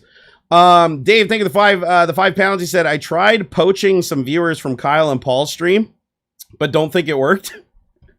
I know you're just joking, but please never poach viewers from other streams to bring them here. Especially when it's from my friends. Come on, guys. I love Kyle and Paul. I would never want to compete with them on any level. Mage Miner, thank you the $5. He said, have you guys seen what Nvidia has done recently to YouTuber? Oh yeah. I wanted to talk about that a little bit. I'm sorry we didn't get to it well. The other guys were on here, but And I'm sorry, I can't remove that graphic. OBS crashed, so the stream that you're getting from me right now has no UI. It's literally a thread hanging on in the background with a little dialog box saying that if I click this button, it's going to kill everything and restart. So we're just going to finish out the stream this way really quick. In a nutshell, a YouTube technology channel called Hardware Unboxed. It's an Australian technology YouTube channel. You know, and I've watched their content before. It's pretty good content. They do things a little differently than a lot of people, but they're solid. They're a solid reviewing channel. Well, anyways, Nvidia sent them an email saying that they're no longer going to send them products to review because they focus too much time on pointing out the rasterization performance of the cards, the 30 series cards, versus the ray tracing, which is what Nvidia wants every reviewer pushing like crack cocaine. And they said until they change their editorial style to meet their needs, basically, you know, selling all the bullshit that Nvidia wants them to sell as a reviewer, that they're not going to send them any more review samples. Now, on one hand, this is business, right? You know, companies are only going to send products to the people that give them the highest ROI. But in this specific instance, this is really horseshit what Nvidia is doing, and I'll tell you why. Because Nvidia sends these product samples out in exchange for a review. They don't get to dictate that review. They don't get to control that review. The idea is if they make a product that is good, they stand behind their product and they hope that the reviewers will enjoy the product as much as they think they should, but they accept their criticism. And that's the way I've always reviewed things. That's why I don't take money for reviews. That's why I won't allow a company, I won't sign a contract to do a review. I won't do any of that thing. It's like, you send me a product, the only thing I'm guaranteeing you is that I will make a review video or I will return the product to you if for whatever reason. So, anyways, this has gotten a lot of public attention. I mean, honestly, as soon as this went down on Twitter, I was already responding to it. 24 hours later, you had Jay's 2 cents making a dedicated video. You had Linus making a dedicated video and a live stream on the WAN show. Basically, everybody is just taking Nvidia to task for this. And the biggest problem with what they did is not just saying like, hey, listen, we're not going to send you any more review samples because, you know, we're tight on supply. It's the fact that they intentionally put in there that we are not sending you products unless you agree to promote them only as we want you to promote them and to draw attention only to the features of the technology that they want attention drawn to. Their major gripe here is that ray tracing isn't widely used. It doesn't have enough performance. Like, people usually want the higher frame rate over the cool ray tracing effect unless they're taking photos or stuff like that. So ray tracing technically hasn't reached an area where people are heavily using it and enjoying it.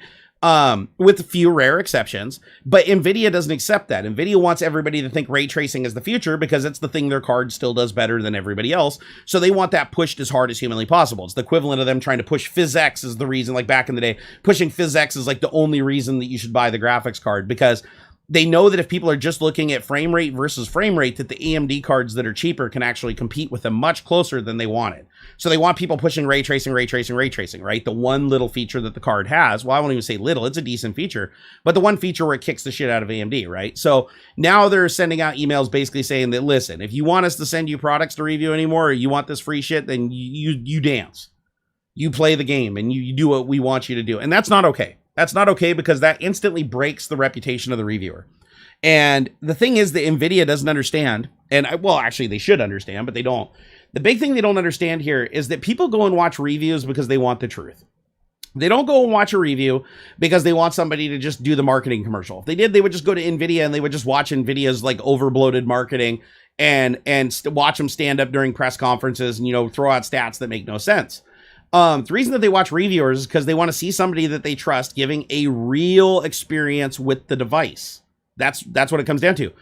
All companies that I've dealt with, that I've accepted a product from, all understand that I am going to talk about the pros. I'm going to talk about the cons. And if there is something that's egregiously wrong with it, that isn't just a factory defect or something that could happen in the wild that they can repair, or if I keep getting broken shit for that matter, which has happened, I am going to tell the absolute truth. And if that company isn't comfortable with that kind of editorial content, that tells me that they don't have any pride in their product either, and they're not willing to improve their product. So in that case, no, fuck them. So Nvidia is kind of going over into that bucket right now and trying to move in that direction. I hope that this quick outcry from technology reviewers will correct this and cause Nvidia to realize that this kind of shitstorm highlights that they should not be doing this. Like the fact that they are specifically saying that they will not send review samples or make available products early to reviewers unless those reviewers only promote the features the way that they want them to promote and how they want to promote it using their lexicon and their hashtags and all that bullshit.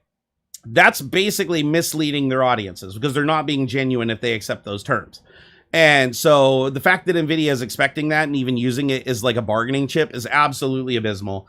And so I stand on the side of Hardware Unboxed on this one. And I think that it was absolutely a shit play on Nvidia, and they're going to pay for it. And they need to make a quick course correction. They need to apologize publicly, and they need to be listened.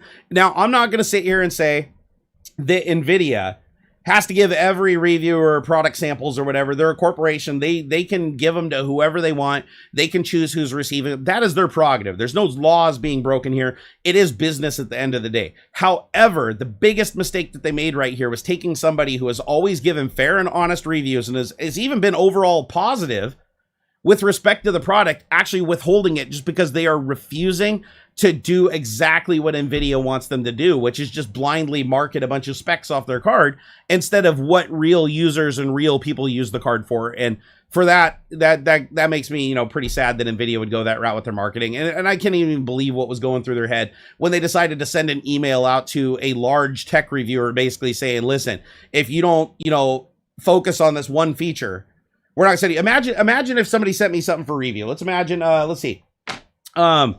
This candle here, my poop candle that smells like my penis. Yeah, that's what it says. I don't know the lighting. You probably can't tell. Actually, wait, you can't tell anyways because the camera's all fucked up anyways. I don't even know what I'm trying to achieve here because I can't even see the preview. Hopefully you guys can still hear me.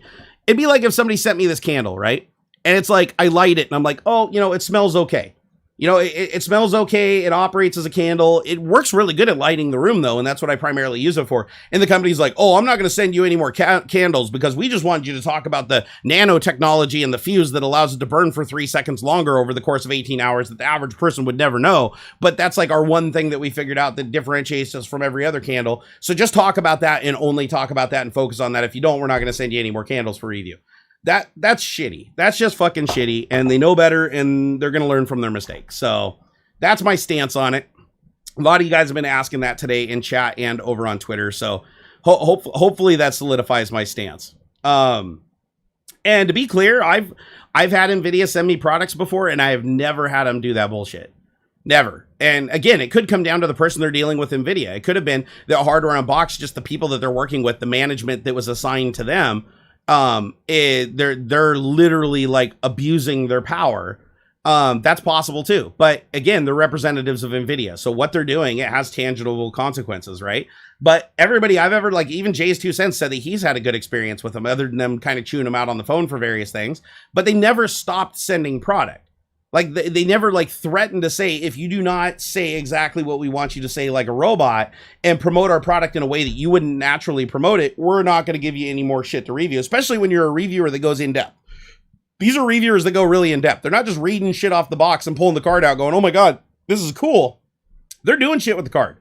They're doing what the end user is going to do with the card. They're actually using the card. They're not just sitting up there just spouting specs. And so a lot of people that buy graphics cards look to those reviewers to give them an honest assessment and make them believe if they need to get it or not. Not Nvidia, not the company that makes the product. So Nvidia needs to just calm the fuck down. They really should address this publicly. Quicker the better, right? The longer they wait, the worse this is going to get. And they're getting a little too big for their britches, right? Okay, Nvidia's got some cool technology. Nobody's doubting that. I used the 3090. It's a fantastic graphics card, and shows a huge leap forward in technology. Okay, it's fantastic. So they have a good product, but they're going to ruin that product line pretty damn quick if they piss every single person off in the community and nobody wants to use that shit. So they probably should, get some of those ants out of their pants and start being a little bit more humble. They're trying to acquire ARM right now. It looks like a sure thing. They're going to get a hold of ARM. It looks like they're trying to create some kind of a monopoly, and everybody does, right? I'm not going to fault them for being a business and wanting to be profitable and wanting to like own all their competitors. I'm not going to fault them for that, but what I am going to fault them for is very, very shrewdly trying to control the people that are supposed to be their independent checks and balances in the public media representing their products. These are not employees of Nvidia. Nvidia isn't paying these people to do these product reviews. They're providing a sample so that they can get a review out sooner than everybody else because that can help sell graphics cards. But they should not be influencing those people and saying that, hey, if we give you a graphics card to review, you have to say this, this, and this. that's when it's not okay anymore. At that point, then you're basically offering, you're basically saying that person is an employee of my company and you better send them a fucking paycheck. All right, guys, I'm going to wrap it up on that. Thank you for hanging out on Tech Talk this week. Sorry that I can't get this thing out in front of my face. OBS crashed. I didn't want to restart it and restart the stream because then YouTube's going to show it as 2 videos instead of 1, and it's going to fuck everything up. So we just survived through this last little bit. I love you all. I will see you over on Twitch on Monday at noon Pacific time, 12 p.m. Pacific time, Twitch TV/Barnacules. Also, if you guys want to come find me, I'm on Twitter all day, every day, because I have a social media addiction. So twitter.com/Barnacules. Give me a follow there and hit me up and tag me. Also got Discord GG/Barnacules. If you want to come to my live chat server, everything is linked in the video description, including all of the links to go to David Hewlett stuff and AuxxZillary stuff, because both of them have their own live streams and their own social media. Check them out. All right, guys, till next time, love your faces. You guys are the best. And thank you for the super chats. I really appreciate them. All super chats that come in get split 50-50 between me and AuxxZillary. We don't pay David, though, because, he's a big Hollywood actor and worth like bajillions of dollars. So, he doesn't need it. So, but don't tell him I said that. I could get in trouble. All right, guys, I'll see you next time.